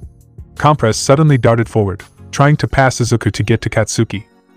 Oh hell no, you bitch. Fuck off before I punch you so hard your mask breaks. The greenet snarled, his toxic green eyes gleaming menacingly. The villain paused, unsure whether to believe the boy, but received a quick kick to the stomach, being pushed back. His vision faded in and out for a minute, the wind being knocked out of him. When he could breathe again, he sat up, looking around to find that the kids were gone, and huffed. He was supposed to snatch Katsuki, but this is fine. He can warn Dabi that Izuku is a close-range fighter, so his flames would be effective. He stood up and stretched. Izuku was proving to be more of a problem than they thought. Hitoshi panted as he looked around, his violet eyes scanning the forest around him for anything. He heard the crackling of fire start coming near him and turned to see blue flames, yelping as a hand grabbed his arm and yanked him out of the way. Hush, stay quiet. A voice, that the lavender-haired boy recognized as Izuku, said. Where'd he go?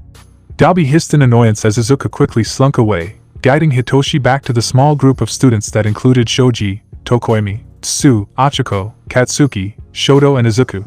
The greenet stayed silent as the others in the group conclusively started talking about how they were going to protect the 2 targets, the protests coming from said 2 being ignored. Guys, shut up, you're going to get us caught, Izuku said, silencing them. Too late, a cheery voice said, and blue flames sparked to life. Memories flashed being Izuku's eyes and he stumbled back, his breathing quickening ever so slightly. Shoto had darted forward, a huge blast of ice covering for them for a second, being melted at a quick pace. Izuku's mind was hazy, unfocused in a way he didn't like. He wasn't in control anymore as adrenaline rushed through his body, making him feel numb. A girl with blonde hair that was pulled into two messy buns, toga, lunged for Hitoshi, a wide excited smile on her face at the thought of blood. Izuku growled, appearing in between the two and parrying Toga's knife away with his own. She looked surprised before she was pushed back with a fast punch to the stomach, the greenette whirling into a roundhouse. Dabi attempted sending a blast of fire at him that he dodged by ducking behind a tree. He lunged once the flames died out, kicking the scarred male in the shoulder before elbowing him in the chest. The others didn't know what to do, watching as Izuku snapped at the villains. "Oh shit," Katsuki muttered as Izuku kicked Dabi's hand, hearing a small crack from the male's wrist. The villain hissed in pain, recoiling his hand away from the boy. A wall of ice erupted from the ground, separating the heroes in training from the villains. Hitoshi was watching Izuku, noticing the green-haired teen seemed off, his eyes unfocused and breathing slightly ragged. He blinked and shook his head, his body relaxing slightly as he steadied himself. Izuku turned and froze when he saw all their eyes on him, tensing back up again out of instinct. He realized it was just his classmates and let out a breath. He looked at them before nodding to the forest and leading the way. After they got a decent distance away, Izuku stopped, directing the others to take up defensive positions with Katsuki and Hitoshi in the middle, Tsu and Tokoemi on the right of them, Achiko and Shoji to the left as Shoto watched their backs. All was going well until they got to the clearing where Pixie Bob, Tiger and Mandalay were fighting against Mange and Spinner. They were spotted fairly quickly and Mange activated her quirk on Hitoshi, Katsuki, and surprisingly Izuku. The magnetic pull was a shock to the others. Whole Izuku calmly leaned back, his body at an angle. It was like leaning on wind or into a wave that was about to hit. Hitoshi and Katsuki noticed and copied his movement, leaning away from the magnetic quirk user.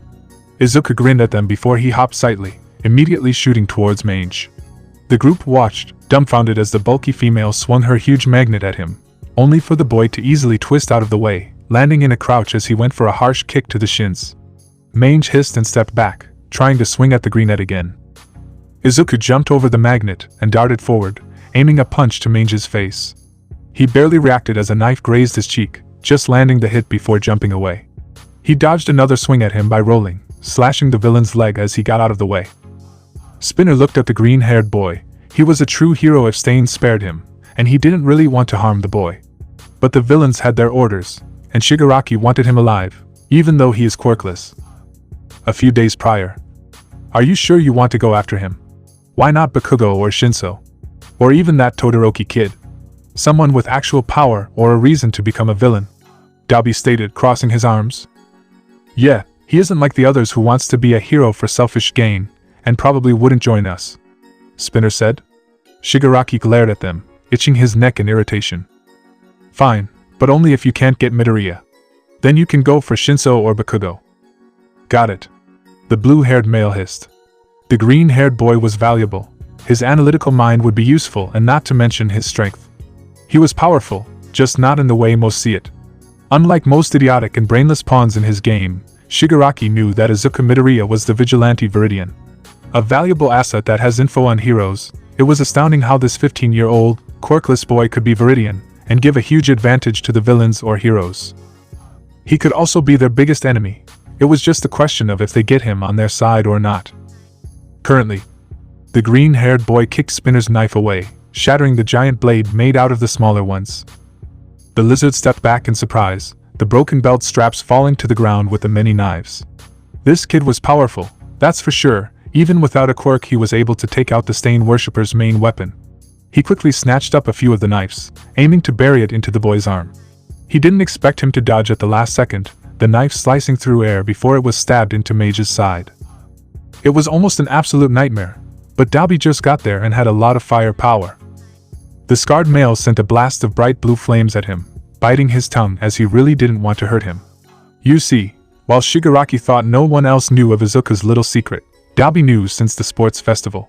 The greenette had taken a nasty burn from Endeavor for him, before he was the villain Dabi. He sighed, the flames that came from him open palm stopping.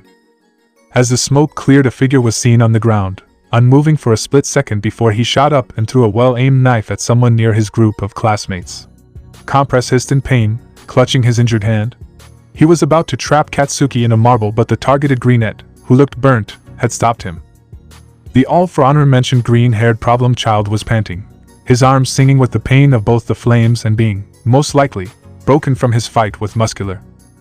He whirled into a roundhouse that knocked a thrown knife off course, a disappointed pout coming from Toga. She and Twice had just joined the party, outnumbering the greenette further. Katsuki was about to step in, freezing at the look Izuku shot him, and backed up. If anyone from his class or even 1B were to jump in right now, they would be a distraction to him, causing him to put himself in more danger by constantly putting himself between hits to cover for the other. It was better to just sit back and wait, or go get a pro hero so the greenette would worry less. But Dark Shadow wasn't having any of that, not wanting his friends to get hurt, and lunged at Mange, wrestling with her over the large magnet as Izuku dodged a punch from Twice. Dabi's flames raced toward the sentient shadow, forcing it to back off into the safety of the shadows. That annoyed the avian, and they kept trying to find a way to get to the greenette, which proved to be useless as Dabi kept the shadow away from the fight with his flames. Izuku bit his tongue harshly as Mange landed a hit to his right leg, most likely shattering it. The greenette stepped back, away from the female as he panted. The villains thought they got the upper hand, starting to close in on him. His hair covered his eyes for a minute before he looked up, toxic green seeming to glow in the shadows before he lunged at the nearest villain, Toga. The blonde didn't even get a chance to react as the greenette punched her in the stomach before jumping, twisting in the air and landing on his hands, using his good leg to kick her in the shoulder.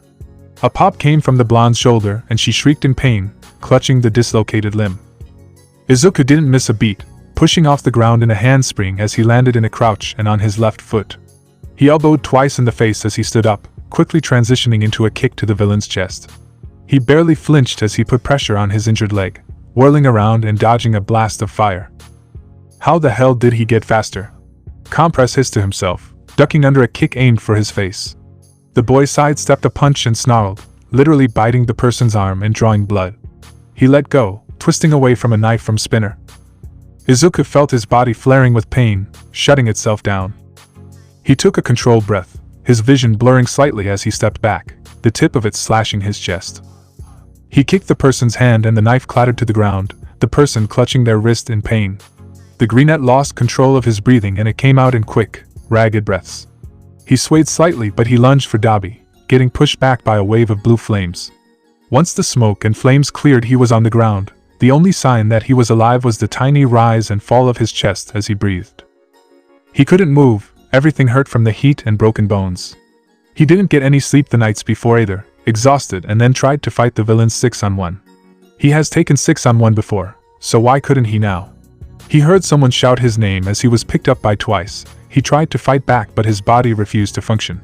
His eyes closed involuntarily, and the green-haired teen slipped into unconsciousness. Hitoshi could only stare in surprise as the villains started leaving through a warp gate. When did that even get there? He wondered but he couldn't think correctly. The person who helped him get into the hero course was currently being carried through a portal by villains. He heard an explosion from beside him as Katsuki rocketed forward, while the purple-haired male felt rooted to the spot. It's like he subconsciously knew it would be useless to try and help now. It was too late. The warp gate closed as soon as the ash blonde got to it. He vaulted through empty space. He looked around, face contorting in anger as he realized he was still at the camp. Fucking damn it. The explosive boy shrieked, larger than normal explosions sparking off his palms. Silence followed in the clearing as the full realization of the situation set in. Izuku was gone, and who knows what's going to happen. Aizawa sighed as he stood with all might, facing one of his students. It's been 3 days since the training camp was attacked, and Momo was healed enough to tell the pro heroes that she had placed a tracker on the Nomu, with the help of the 1B student Aways. The raven-haired girl made a tracking device and have it to the blonde hero, who thanked her in his loud and obnoxious voice. The tired male snatched the device from All Might. The symbol of peace would most likely try and go attack on his own. They really didn't need him pushing past his limit right now. They wouldn't be able to do anything for the rest of the day if he did. How is everyone? Are they okay? Momo questioned. Yes, no one had really serious injuries. The only ones who were in quick need of medical help were those who were caught in the poisonous gas. Aizawa replied with a huff, putting the tracker in his pocket. The two heroes left the room, not noticing a certain spiky blonde that was listening to their conversation. You want to go after Izuku yourself? Are you crazy? Hitoshi hissed. He and half of Class 1 were in Momo's hospital room, listening to the ash blonde teen's crazy idea. You've got to be joking, right? Denki said. That's crazy, we should just let the pros handle it. The electric blonde said, his face concerned and shocked. The explosive boy gave him a glare and he backed off. It wasn't the usual fiery glare Katsuki gave, it was one that was both angry and cold. "Then do you just want to sit back and do nothing?" he said, his crimson gaze piercing through him. "Tell me, do you think that Izuku would sit back and do nothing if it were any of us in his place?" he asked, his gaze flicking to Hitoshi, then Shoto, then Tenya, Tokoemi, Achiko, Tsu. It continued until he had made eye contact with everyone in the room. Silence followed his words, the class unsure what to say. "I'll help," Momo and Hitoshi said at the same time. A few seconds later Shoto nodded. "If anyone else is coming, meet in front of this hospital at 9 tonight."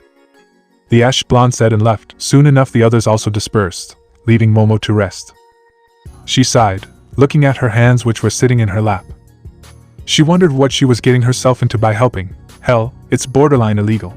She ran her hand through her hair, the smooth, silky feeling of it comforting her a bit. She let her mind wander for a little while before she let out a breath, turning on her side and closing her eyes. It's better to get sleep now, that had a long night ahead of them, they'll need to rest.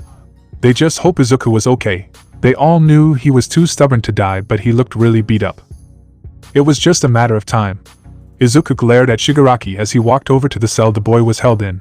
They deemed him too dangerous to be kept in the actual hideout, which Izuku rolled his eyes at. If they thought he was too dangerous for the real base, then they shouldn't have even kidnapped him in the first fucking place.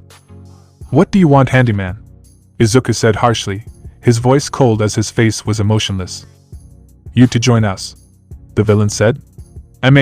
Thanks for the offer, but it's gonna be a hard pass," Izuku said, leaning against the wall. He held in a smirk as the villain began scratching his neck, annoyance radiating off him. "You could have power, the world looks down on those like you. Born without a quirk. Messed up, don't you think?" the villain said. "I don't know how you know I'm quirkless, but it's still a no. I can prove anyone can be whatever they want, no matter their past or their power. Or lack of one," the greenette said. This just made Shigaraki angrier, itching at his neck more frantically so a few beads of blood formed on his skin. "Didn't the world turn its back on you? Why don't you just want revenge on those who have wronged you?" Shigaraki shouted. Izuku grinned. "Because the world wouldn't have turned its back on me, if it weren't for a villain that killed my parents. Maybe if my parents were still alive I'd never be this cold," he said, looking Shigaraki in the eye. "So no. And that's final," Izuku said. The villain stayed still for a minute before growling, whirling around and leaving.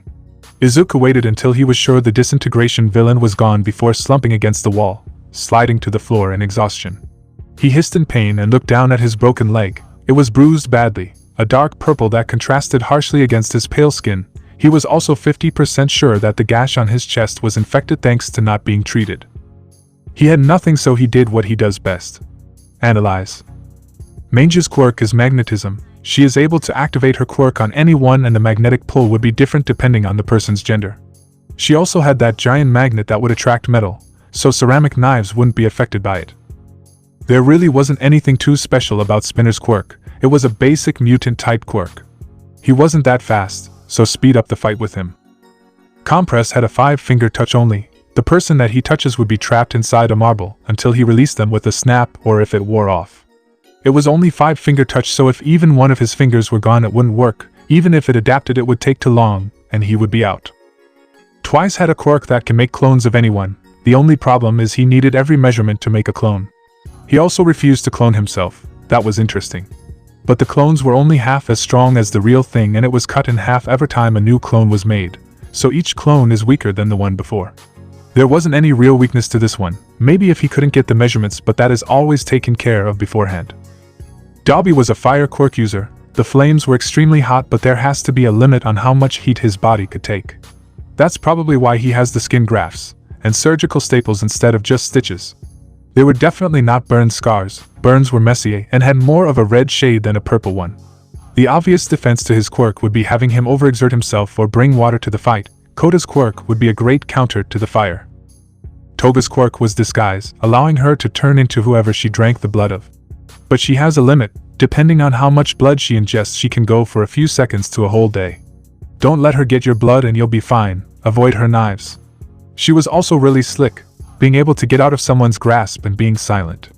Listen for her breathing or feel her presence. The air always shifts right before she appears. Kurogiri was warp gate. You have to be careful if you want to try and attack him since he was mostly made out of mist. He was probably vulnerable to mental quirks more than physical, since he has more brain than physical appearance. He's the one you want to take out of the fight first, and go for his neck armor. Don't give the villains a chance to escape. Shigaraki's quirk is decay. It can work on anything except things like sand, dirt, anything that's already a fine dust-like material. It was the same with compress, make it so his hands are useless to win. Izuku grinned widely. It was almost insane looking. A small chuckle escaped his mouth. They picked the wrong class. 836. We're really going to allow the press to ask questions. And I have to be there. Why not All Might? He's better with the public than I am. Aizawa said to Nizu, looking more tired than usual. Unfortunately, they want the two teachers that were there and me since I'm the principal. If I could, I'd have you go on the rescue mission with the other heroes. The mouse bear or whatever species he is, said, taking a sip of tea. Besides, I'm not too worried about the boy, the principal stated. Because of being Veridian? Aizawa questioned. No, because of his analytical skills. Have you seen his notebook? Nizu asked. Aizawa shook his head in response, watching as the white-furred principal grinned creepily and stood up. He went to his desk and opened a drawer, taking out a normal college rule notebook and walking over to him. Here, he said cheerfully. Aizawa looked at the notebook, then to the principal, then back to the notebook, and he carefully took it from the rat bear's paws, opening it to the first page. Naval laser. User shoots a blue laser out of his stomach, but if it's more than a second then his stomach starts to hurt. Does that mean it's similar to Momo's in the aspect of using fats or sugars to work? If so, then does his body convert the fat, sugar into energy that directly passes through his stomach when his quirk is activated? He also needs to work on hand-to-hand combat, seeing as he can't always rely on his quirk. Aizawa stared and flipped forward a few pages. Anti-gravity. She is able to make anything float if she touches it with 5 fingers. Nothing is really obvious to point a weakness. But she does need to work on creativity when it comes to using it. Maybe she can use her quirk on little missiles that have sleeping gas in them for a quick end to the fight. They would be remotely controlled and would turn on when she uses her quirk on them. Her hero costume should have bracelet-like support gear that presses the pressure points in her wrists to help with the nauseousness, and her shoes shouldn't be that bulky or heeled.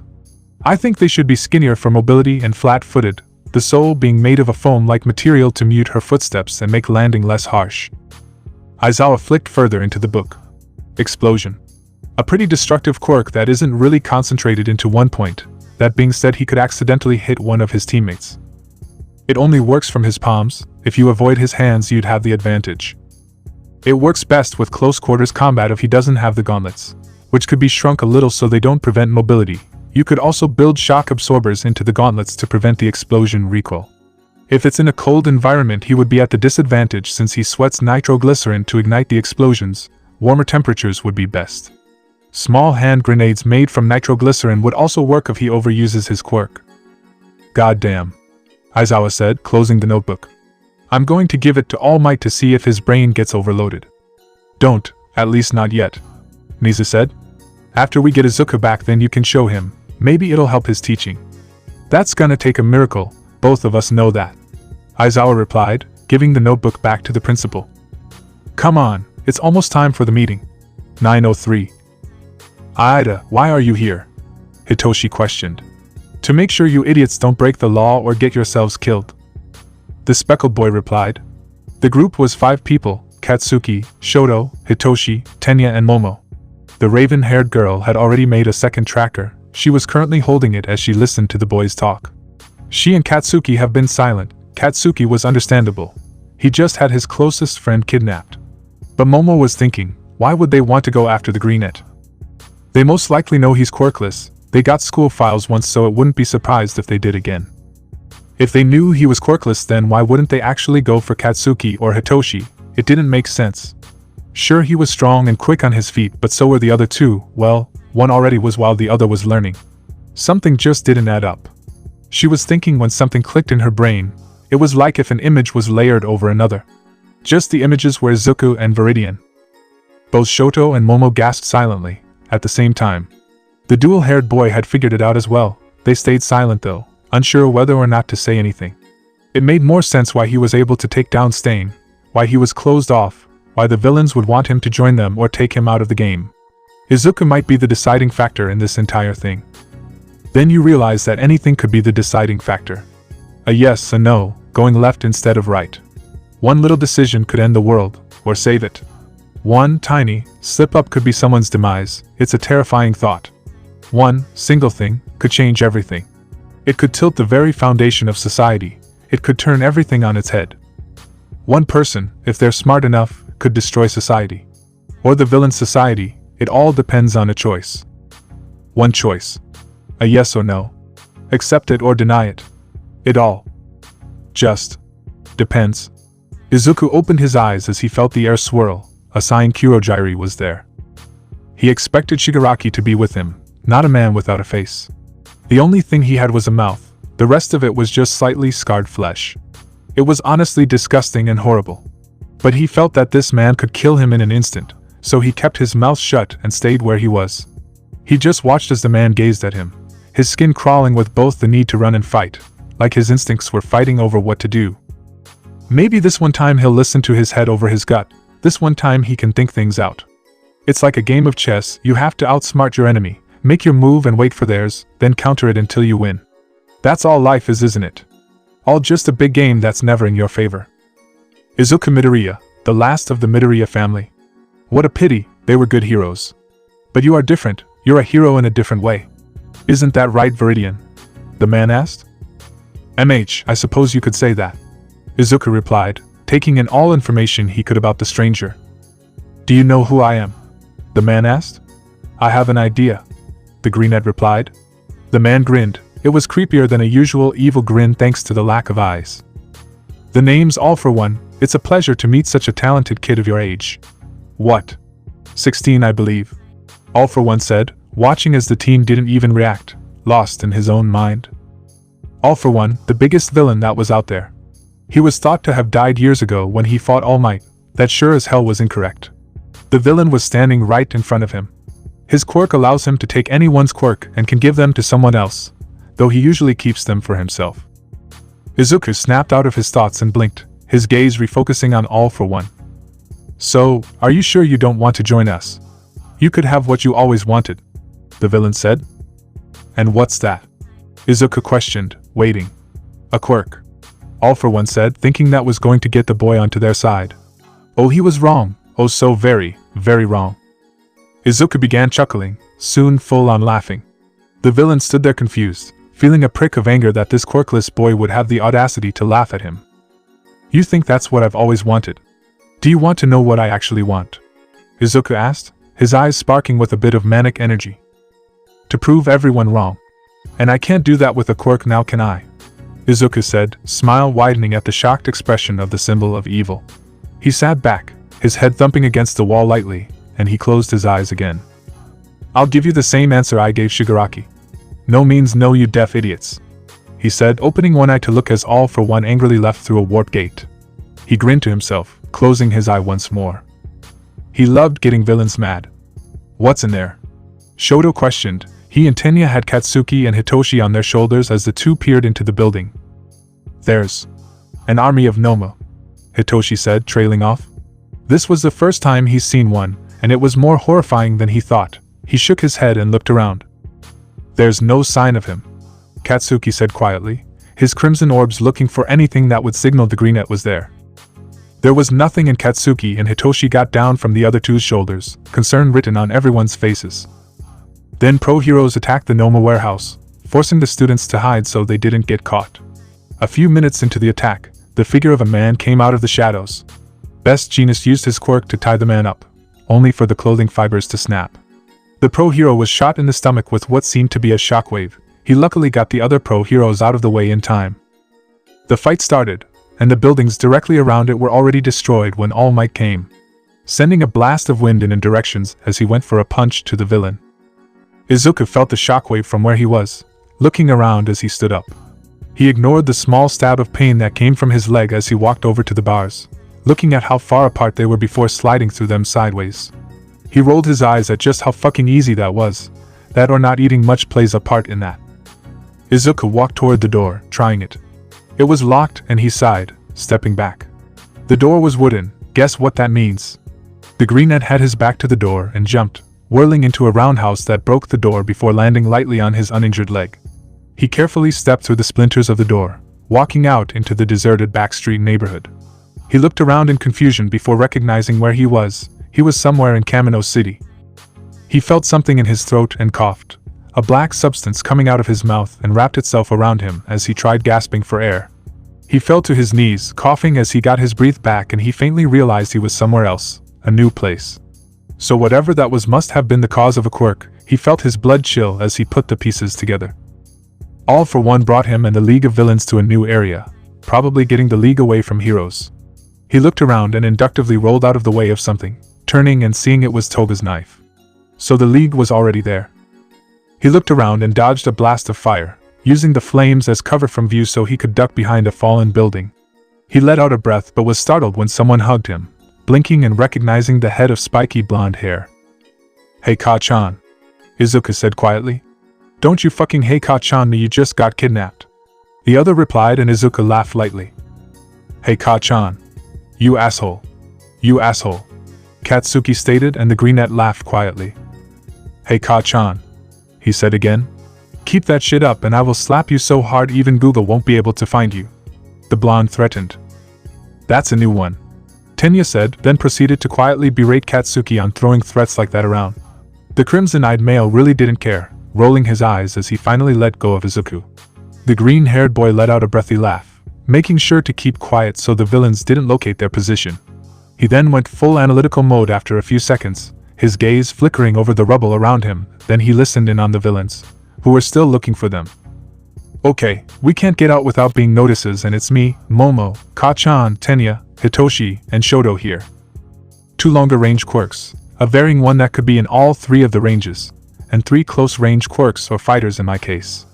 Momo's quirk is creation. She could make a shield to cover for us, and Shoto could use his ice as a defense. Hitoshi can only help with combat. The League already knew their quirks, but I'm not sure about them knowing how they work. But it's better to keep that hidden for now and use as little of their quirks as possible. Maybe Shoto could create an ice tunnel that leads us out of here, with Tenya and Ka-chan at the back of the group to basically push everyone forward. We need shoes with less traction. I know the shoes I'm wearing don't have that much grip, but I'm not sure about the others. If we could slide across the ice similar to ice skating, then we could use Ka-chan or Tenya's quirks to get a speed boost, and Momo can make ice skates if needed." Izuku looked at the group. His previously tired green eyes were now sparking with a plan. A thin layer of anger in them at the fact that the villains thought they could attack his class and get away with it. There's no way in hell the greenette is letting that go. "Shitty nerd got a plan," Katsuki said, and Izuku grinned. "You know it," the greenette said, diving into a quick explanation of what was going to go down. All Might punched at his counterpart, the symbol of evil and villainy. His lunge was blocked by a high-pressure burst of air, and he was pushed back, enough to see frost coming from behind a pile of rubble. None of the villains have ice powers though. Unless they recruited more. He didn't have time to finish his thought as we was punched with another blast of air, forcing him to refocus on the villain in front of him. He lands a punch, finally, and continues punching while All for One is trying to recover. He growled, frustrated, and punched the villain again before getting pushed back, and All for One began floating. All Might growled, lunging for him as he felt the air chill and an ice tunnel formed leading away from the fight. He paid it no mind, seeing as it was going the opposite way of the fight and he needed to concentrate on All for One. Izuku was on Katsuki's shoulders, mostly against his will, but they saw his leg was fractured and would just get worse if he continued walking. He huffed in annoyance. He could walk on his own and he knew how to balance on one foot. He perked up as he heard something faint from behind them, twisting around so he could see. "Griat, fucking hell," he muttered. "Language," Tenya scolded. "Maldito infierno," Izuku replied, glaring even as Tenya looked at him in confusion, not understanding what he said. He faintly heard Momo let out a small laugh. Of course, she most likely studied other languages. Izuku grumbled lightly. "Lav, behind us by about 10 yards, Dabi's going to try and blast us with fire. Shoto, put up an ice wall behind us," the greenette said, hearing the crackling of fire being quickly cut off by the sound of ice. The 16s continued to get away, easily escaping even when the villains broke through the ice. The tunnel had stopped and the high schoolers were nowhere in sight, seemingly had vanished into thin air. Shigaraki growled. It took him only seconds to get to the blocked area and even less time to disintegrate it. There was no possible way that they could have gotten away in that time, They didn't have a teleportation quirk with them at all. Utterly impossible. But what they talked to realize is that everybody thought being a quirkless hero was impossible. But look at Izuku. He's still going strong. He should have been dead long before Yui, but he's not. And they didn't bother to look just around the corner as the six snuck away and into the crowd, their fault for not looking. Izuku looked up at the large screen that was on the side of a building, filming the fight between All for One and All Might. The greenette rolled his eyes. The media is going to get themselves killed at how close they get to villain fights. And they were just annoying, constantly asking questions, very many of them being personal, and then they expect an answer and a truthful one at that. He thought they really needed to mind their own business on certain things, even if it's their job. All Might's skinny form was revealed, many surprised gasps echoing around the unaffected green-haired boy. He just watched the fight in silence until it ended, hearing the number one hero say "You're next," and that's when it was confirmed that he had a successor. Izuku thought to anyone in Yui that could have one for all, searching his mind for anything that would point to who it could be. He crossed off anyone in his class. They all had amazing quirks, and if being honest, none of them had a similar personality to the blonde hero. He then thought to anyone in Class 1B and also immediately crossed off anyone in that class. All Might didn't seem to know any one of them, only a few that got further into the sports festival like Monoma, Tetsu, and Shizaki, but other than that, no. He scanned his brain for information. The second years were a no-go. None of them have actually had a class with All Might, so they're out of the picture. Now all that's left are the third years, possibly one of the big three. Nijire Hato has an energy-based quirk, using her own energy to create beams of it, but they have a tendency to corkscrew for some reason. She doesn't seem to be one to have an extra quirk, and even if she did, she seems like one to accidentally say something to hint at her second, given quirk. Amajiki Tamaki has a powerful quirk called Manifest. He is able to change any body part to that of whatever he's eaten. He is extremely shy though, and has major social anxiety, but he's smart as well. He would be too shy to take the quirk, thinking someone else would be a better user for it. Mirio Togata. His quirk is Permeation, a hard quirk to master, seeing as when it's activated he slips through anything and everything, meaning he can't breathe, see, hear, or feel anything unless it's just one part of him that's gonna through something. He has the closest personality to All Might, and there has been some whispers about how he suddenly got a lot stronger with his hits, and faster. Izuku snapped out of his thoughts as the fight ended. He'll just have to question the hero later. Once the fight between All Might and All for One concluded, Izuku's classmates proceeded to drag him to the hospital, even as he said he was fine. They all knew that was a lie because they could see him keeping weight off his right leg, and the red burns on his arms that had been forgotten before was clear in the, obnoxiously, bright light of the city. He has grumbled about it but didn't try and fight against them, nearly passing out thanks to exhaustion halfway there. He was just half thankful that Katsuki refused to have him put weight on his injured leg, and was currently carrying him piggyback style. The greenette held back a yawn, his eyes drooping tiredly. He got maybe 5 minutes of sleep for the 3 days he was with the villains, thus preventing his body from beginning to heal properly. He faintly heard talking and opened his eyes a tiny bit, holding back a flinch at the brightness of the lights. He blearily saw Recovery Girl talking with Katsuki and the others that were there, probably them explaining seeing how stiff his friend was. He didn't really care if they were being scolded at the moment, whether it's because he's a jerk, or he's just too tired to care. "Oku, you awake?" He hummed a response, hearing only half of the sentence.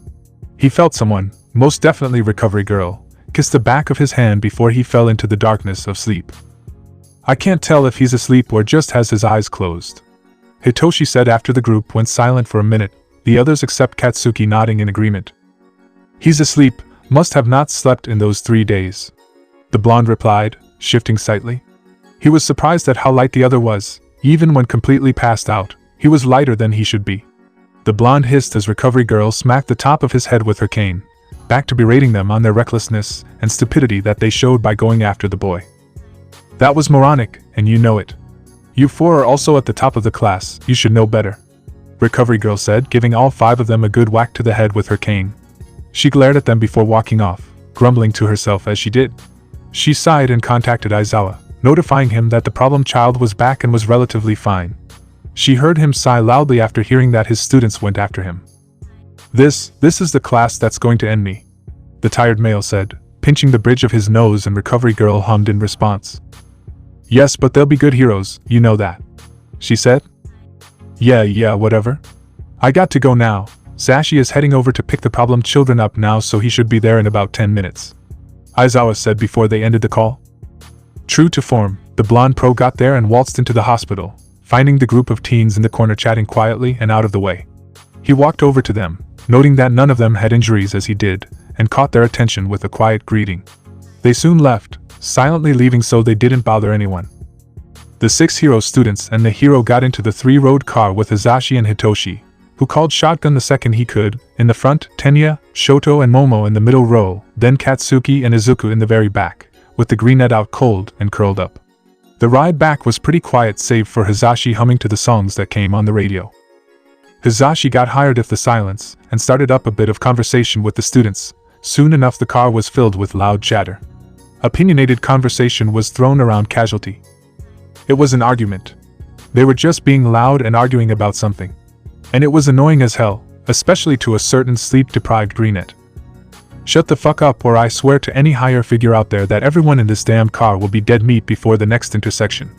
Izuku shouted, silencing the hero and teens before he curled back up, facing the seat, and fell back asleep. I think that's the most threatening I've ever been told to shut up before, and I hang out with Aizawa. Hisashi stated, earning a bit of quiet and nervous laughter from the teens. They continued to talk, now much quieter than before. Izuku yawned and stretched out, shifting so he was laying on his back in the process. He opened his eyes and looked up at an unfamiliar, yet also familiar ceiling. His nose wrinkled in confusion as he sat up and looked around, recognizing it as the Bakugo's house. He was even more confused before remembering what happened the night before and huffed. He rubbed the sleep from his eyes and threw his legs over the side of the couch, standing up to go see if there was any coffee he could have. About 10 minutes later Katsuki came down, still half asleep, and went to get himself a quick breakfast, completely passing the greenette that was currently sitting on the counter while drinking his coffee. The green-haired boy just watched as Katsuki didn't notice him at all, getting some toast for breakfast. Morning. Izuku started and the blonde whirled around in surprise, raising the knife he was using to butter his toast threateningly. Where the fuck did you come from? He hissed quietly as the greenette snickered at his reaction. I've been here for about 15 minutes now. Izuku replied, leaning back and used one arm to support him while the other held his cup. Katsuki grumbled and went back to his toast, quietly munching on it as silence once again followed. So did I miss anything? It was 3 damn days, you missed nothing. A few hours later, Aizawa and All Might came to ask about the new down sure. Hell yeah, get this kid in a dorm, Mitsuki said, sitting next to her angry Pomeranian of a son, Marasa sitting to the blonde's left. It was loud for a moment, courtesy of a small shouting match between mother and son. Izuku, who was back to sitting on the counter in the kitchen, watched from where he was. He was considering just up and leaving when he heard his name be cashed, and his head flicked up, looking to where Aizawa was. You're also staying at the new dorms, correct? All Might questioned, his voice faltering for a second. Are cats allowed? Yes. Alright class, settle down. Aizawa was cut off by an overexcited class president. Everybody please quiet down, the speckled boy said. Yeah, thanks Tenya. It's not like our teacher was gonna say anything, Izuku said sarcastically, a small smirk tugging at the corners of his mouth. The blue-haired male flushed in embarrassment, sitting back down abruptly while the class chuckled lightly. Enough, Aizawa said, his eyes flashing with red as his hair floated up in a way that defies physics. Thanks, now that you're paying attention I'd like to announce that soon the provisional licensing exams are going to happen, so be prepared.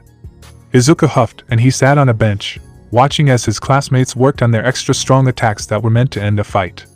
Izuku thought it was pointless. While yes, having that skill would be useful, only on some occasions, why wouldn't they just go for a quick hit to the pressure point if they could? Plus his quirklessness wasn't meant to have a super move, so he just trained until he could knock someone larger than him out with a swiftly placed kick. He looked up, his gaze traveling across the platforms of concrete that were at varying heights, with Katsuki, Shoto and Achiko being on the tallest ones and Koda, Sato and Tenya being on the ground floor. He huffed, flinching at the loudness of one of Aoyoma's large bursts of energy, that electively destroyed a slab of concrete. Izuku grumbled quietly, he already knew a lot about his classmates' quirks, so there was nothing he could really learn from here.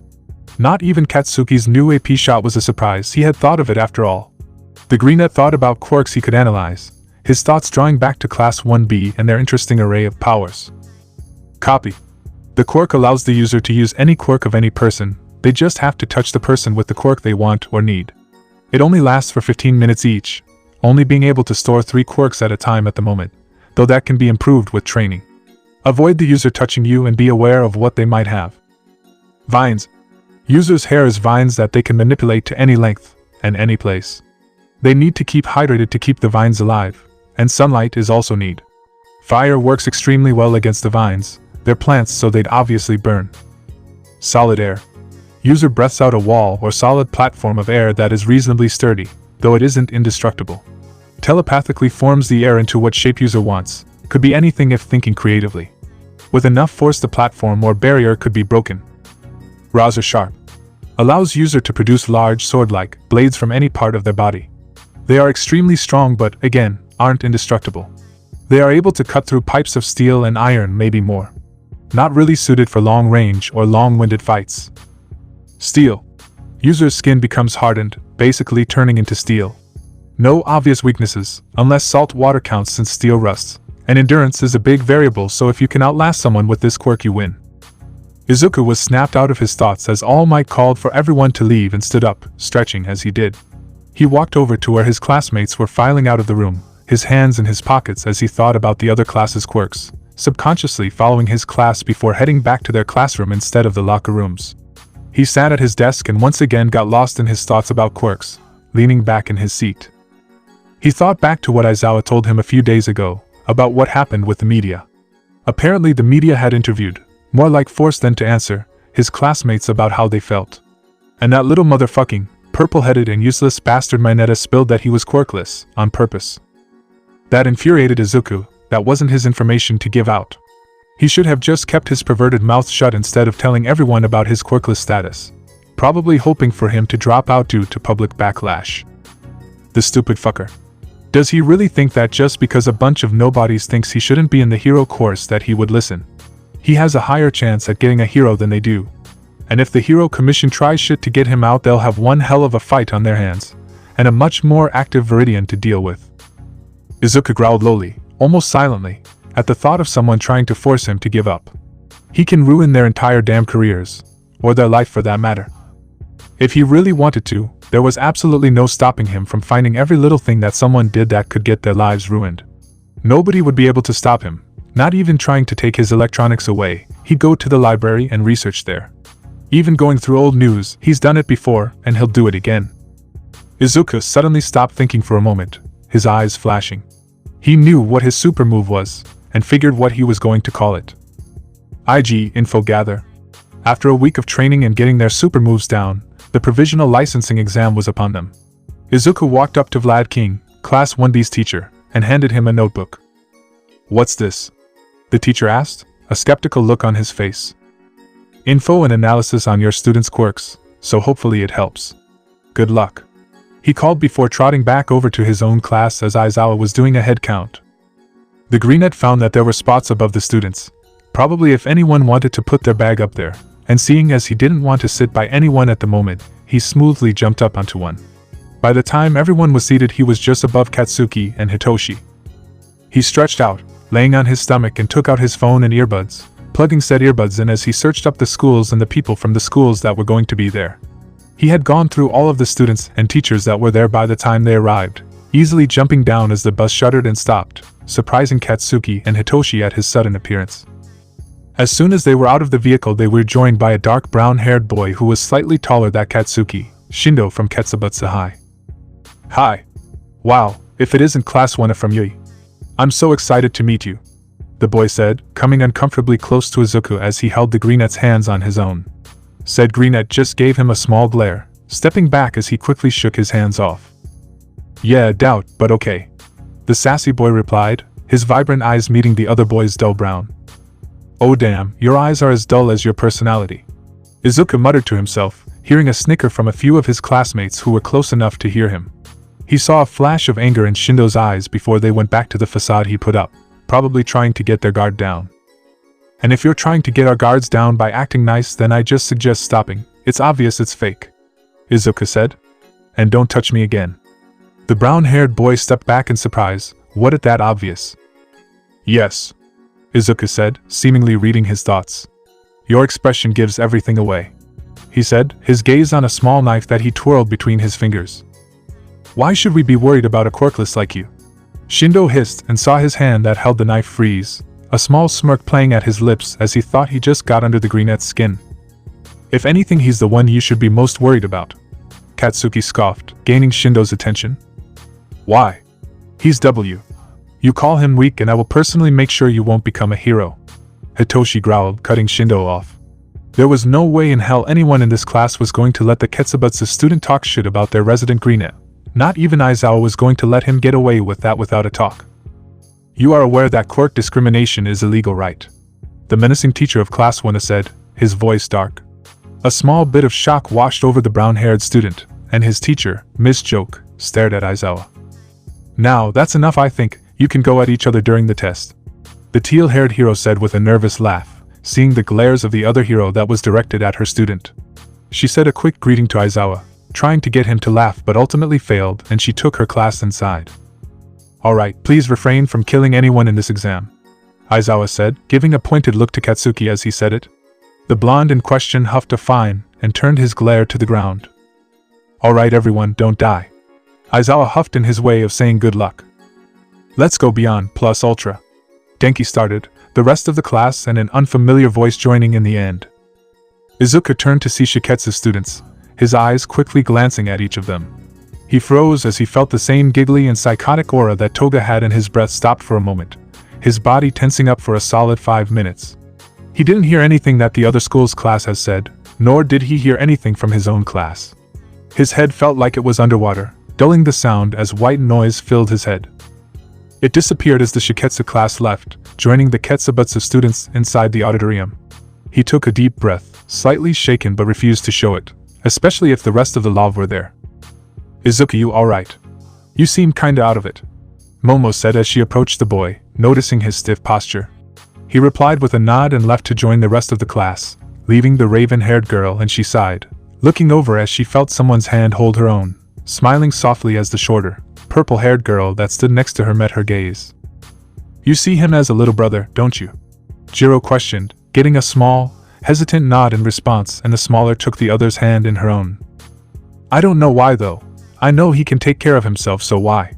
The raven-haired girl sighed and felt her purple-haired friend comfortingly rub her thumb against the back of the taller's hand, relaxing slightly. We should go. Aizawa would yell at us as we don't get there with the others, Jiro said, getting a nod from the other, and they hurried to catch up with their class.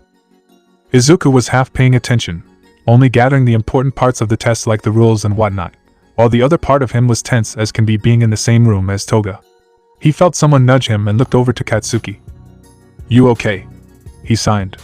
She's here, Izuku replied, seeing confusion flash across the blonde's face before the greenette held up the sign for the letter T. Then the other stiffened as well, his crimson gaze flitting around the room at the people, trying to see if he could find the villain.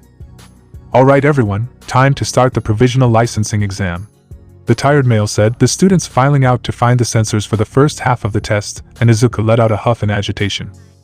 The first half of the licensing exam is, essentially, a free-for-all. The different classes would go against each other and try to get the others out, while also defending their 3 targets from anyone else. They went and changed into their hero costumes, most of them being exactly the same from before, but a few were changed. Those few being Izuku's, Momo's and Hagakure's. Izuku's hero costume was still a dark green with a black base, his boots were updated to black, knee-high combat boots, and had a lightweight steel that protected his shins, instead of having the metallic soles. His gloves extended to just past his wrists, the armor on his forearms stayed, just becoming slightly lighter but still highly durable. His headphones switched to just a piece of armor that covered his chin and jaw, the respirator part extending out, also having a built-in headset that connected him to police calls and such. He also had a pair of blunt force elbow pads that were almost invisible, seeing as they were the same shade as the half-sleeve shirt he wore, and were blending with the forearm guards. His gloves were reinforced and switched to fingerless ones, the knuckles being coated with pieces of metal that added more force to his punches. He also had a slim, bulletproof vest that was hidden under the half-sleeve as well, just in case. Izuku was going to own this. The only person that wasn't going to win was that little great bitch, and that was a promise. It was no secret that he was the one that told everyone he was quirkless. The entire class knew and were ready to just take him out of the game themselves. He was already unpopular thanks to being perverted, and slightly quirkist when Izuku said he was quirkless. But now he went and fucked up. Izuku gathered his class, minus Mineta, and told them that they'd be targeted since their quirks were shown during the sports festival. They were the most vulnerable class there. He told them to be careful, and thus they proceeded to be attacked from every angle by the other classes, someone shoving Mineta to the front, and he got out. "Seems like someone's out already. What a shame," a tired voice said through the loudspeakers. Izuku gave the short, purple-haired boy the universal sign for fuck off before darting forward in hopes of catching someone off guard and getting a point, getting a random girl from one of the other schools, not Shiketsu or Ketsubatsu, out. She whined slightly before leaving, and Izuku twisted out of the way of someone in a ninja costume trying to come at him sneakily. It was a pathetic attempt, and Izuku caught the ball that the other threw at him easily, surprising the other. The greenette flashed him a smirk, tossing the ball into the air, disappearing as the other student's gaze was focused on the ball. He appeared behind him, knocking him out before getting the point. "And we have our first person to pass, congrats," the same voice from before said, still tired as ever. Izuku looked at his class, wishing them good luck as he headed back to the waiting area, getting a cup of water. He quietly watched as his class got forcibly split up, thanks to Shindo's vibrate quirk, and they were all across the entire area. It didn't take too long to locate everybody though, the cameras being everywhere and anywhere. Izuku found Katsuki teamed up with Denki, Aijiro and Hitoshi, Momo with Tsu, Shoji, and Jiro, Siro and Achiko finding each other in the same area. Koda, Mina, Sato, Ojiro, and Tokoimi were in the same area as well.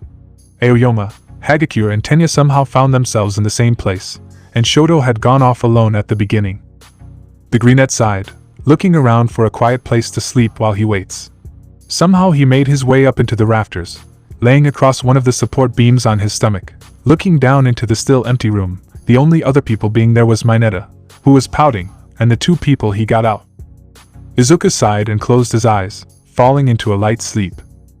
Izuku woke up to the sound of many people talking, opening his eyes, and he peered down at the mass of annoyances that wouldn't let him sleep.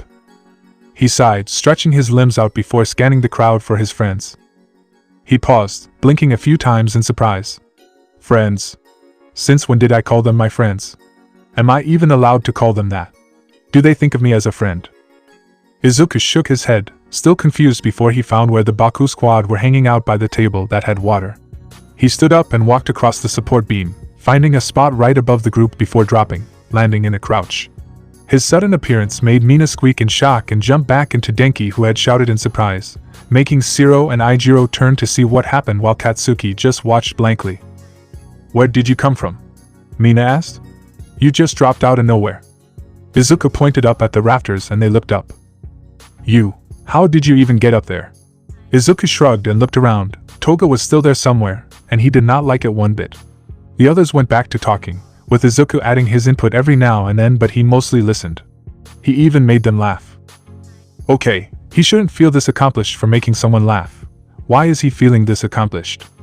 Soon enough the second half of the exam started, and a scenario was thrown at the students for what was going to happen. It was a search and rescue type. The actors for the citizen victims will have fake injuries that would need to be taken care of. They will judge how you proceed with the extraction and how you behave while you do so. Everyone will start with 100 points, and each time you mess up, since points are taken away, you fail if you get below 50%. Izuku looked around, finding his classmates and thinking of something like groups they could do to split up and cover as much ground as they could. Momo, Hagakure, Aoyama and Kaminari could stay back and make a medical, first aid area and take in the injured people, since their quirks wouldn't need to be used, unless something happened. Their fastest people would need to take those citizens to the first aid area. Katsuki and Tenya, maybe even Shoto would have a help in that. They're arguably some of the fastest people in the class. Jiro, Koda and Shoji would be on searching duty. Jiro and Shoji with their enhanced hearing, and Koda could send birds to search the rubble. Shoji would also be on moving rubble, seeing as he's the strongest there. Achiko, Siro, Mina, and Sato would be a team, working on the people who are trapped in the rubble. Achiko would make the heavier pieces float, while Siro keeps it in check with his tape. Sato would help with the heavy lifting in case Achiko starts to get nauseous. Mina would be able to melt the rubble so it is no longer a problem, or melt through the larger chunks to get to people. Ojiro, Aijiro, Tsu, and Tokoimi will be a separate team of helpers for the people stuck in the rubble. Tsu being able to jump up to higher areas while Dark Shadow could move debris. Aijiro and Ojiro helping keep boulders up while people get out from under it, the red-haired boy using his quirk to keep him steady and Ojiro using his tail like a fifth limb. Hitoshi and Izuku himself will go between the different stations, seeing who needs the most help where.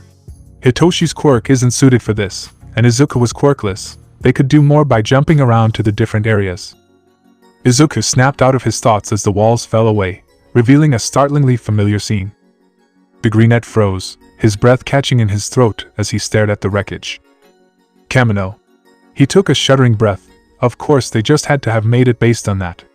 It's not like it affected anyone to the point that it would be a bad idea. Such an amazing plan, no one would have PTSD thanks to a traumatic experience that happened recently. Who in their right mind would approve this? Those fucking idiots.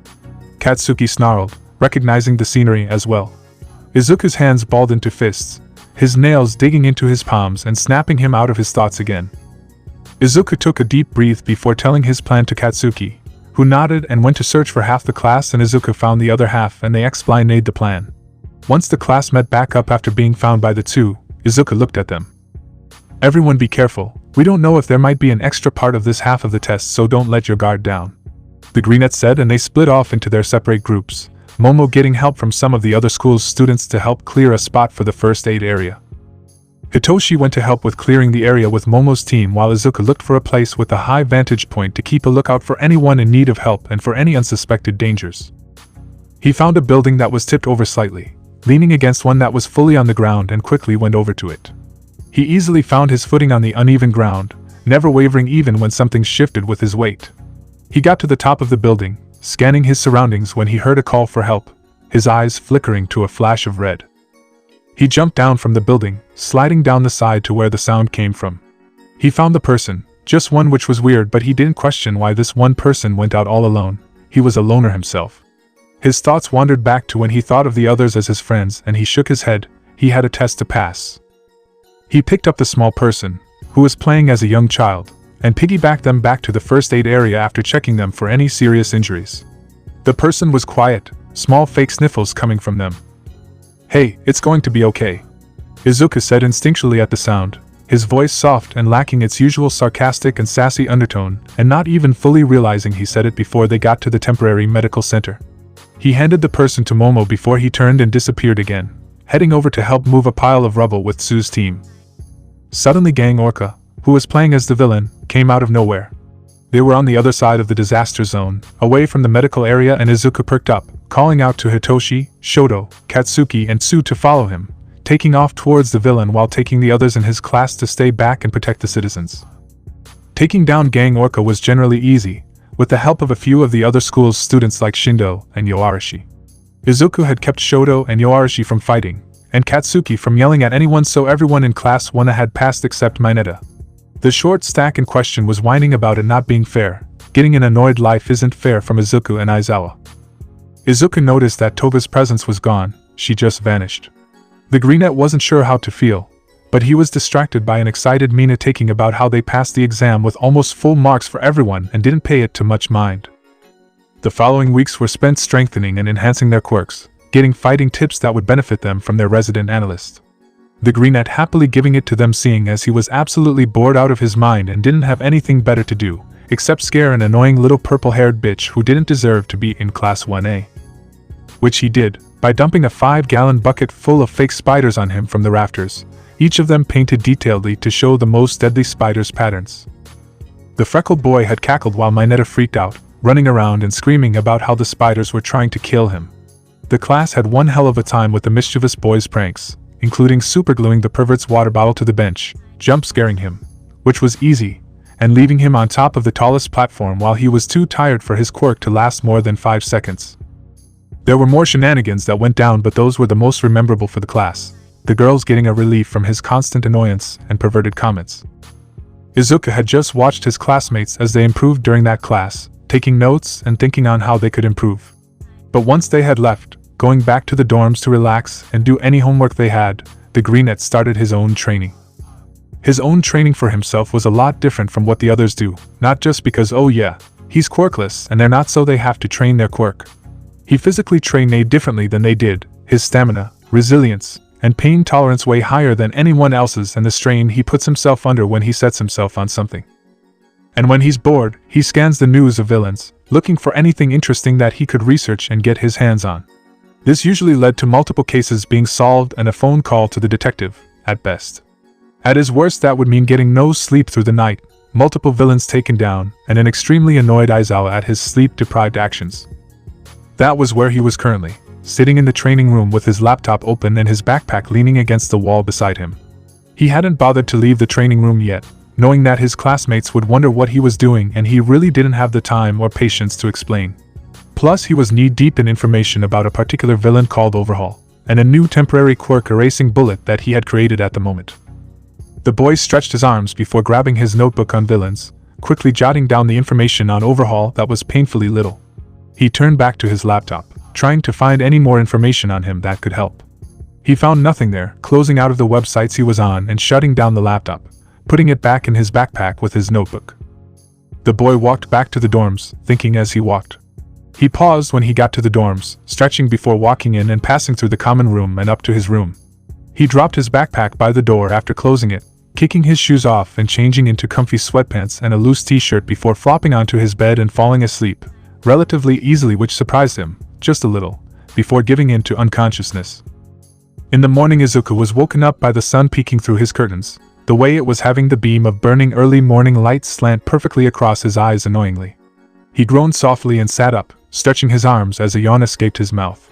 The greenette swung his legs over the side of his bed, feet brushing against cool wood as he silently went down to the common room, getting a cup of coffee.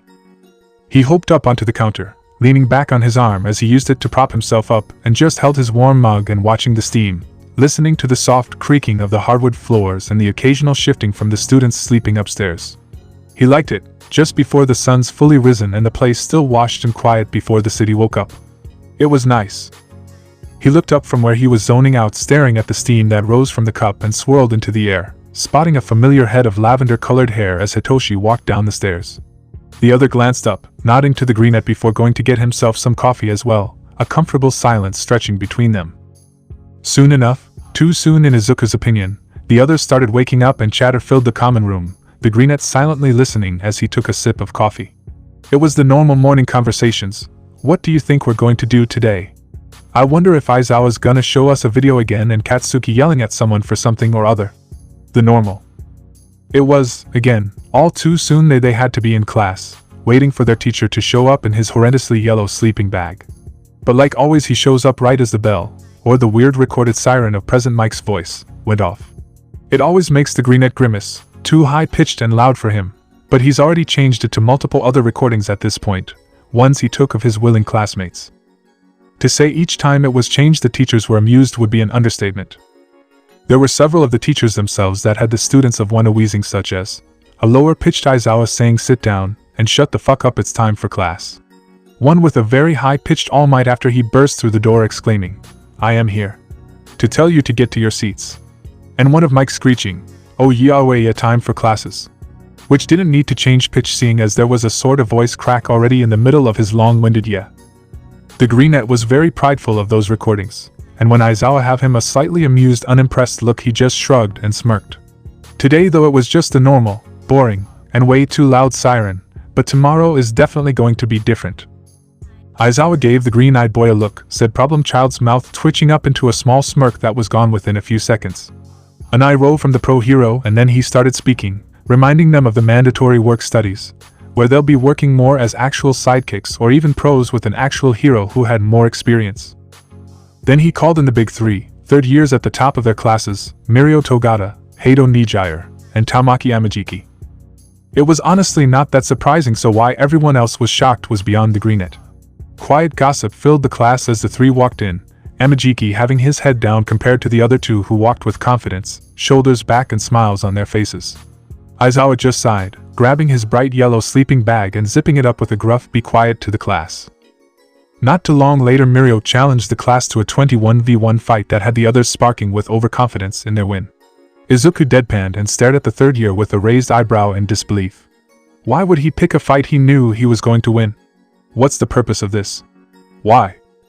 The greenette had opened his mouth to present these questions but was cut off by Katsuki jumping up onto his desk, explosions sparking from his hands in excitement, and a very loud antagonistic shout from him. Izuku was done, oh so very tired of the blonde-haired male's shit, but he couldn't really do anything about it except try and cheer them on, and make sure Mirio had his damn hero costume. Which is why he stood up, walked to the door, and left. He didn't say anything, didn't tell anyone ever he was going at what he was doing, he just left. Then came back a few minutes later with a box that everyone recognized as ones that hold their hero costumes, and held it out to Mirio. At the confused expression on the older student's face, the greenette rolled his eyes. "Your quirk?" the freckled teen inquired, shaking the hero costume slightly so it swayed in his hand. Realization flickered across plain blue eyes before Mirio grinned and took the case, prompting the greenette to retreat to the locker room, his classmates already being told to head there and change into the gym uniforms. Izuku didn't really want to participate but changed nonetheless. Getting to the gym early, Mirio and the other two top students joined shortly after his arrival. "Oh, it's the green-haired kid," Hato exclaimed, rushing over to him, and he tensed, slightly flinching back at her sudden closeness. "How do you know what Mirio's quirk is? What's your name? Oh, do you have an analytical quirk? How'd you get to the third-year gyms and back so quickly?" She was asking rapid-fire questions, too fast for the greenette to respond to any of them. That's a lie, he just didn't feel like talking to anyone at the moment. She was distracted by the other students entering, and Izuku took his chance to escape to the rafters, green eyes looking like they're glowing as he narrowed them at the students below. It did not take too long for Mirio to incapacitate half the class, using his permeation quirk to phase through the floor and calculating where he'd pop up as he took out the long-range fighters first. He only lost thanks to Hitoshi asking a question, getting a quick answer from the unsuspecting third year as his quirk activated. It was most entertaining to watch Katsuki practically get thrown across the gym, but hid his laughter, too busy analyzing more to pay attention to the explosive male. It was quiet for a moment before Hitoshi released his quirk, a large smile forming on the face of the third year, loudly announcing how Hitoshi was being smart with his quirk, which made the lavender-haired boy falter in surprise. Mirio didn't notice before going on to explain what he really wanted to tell the students, how work studies can be painful. Izuku knew this and closed his eyes, faintly listening as Hato questioned where he went, one green eye opening to peer down at his class as several of them made eye contact with him. He made the SHHH gesture and stood up, stretching his arms before silently jumping down and stalking up behind the three higher students, green eyes flickering with amusement. "You summoned me."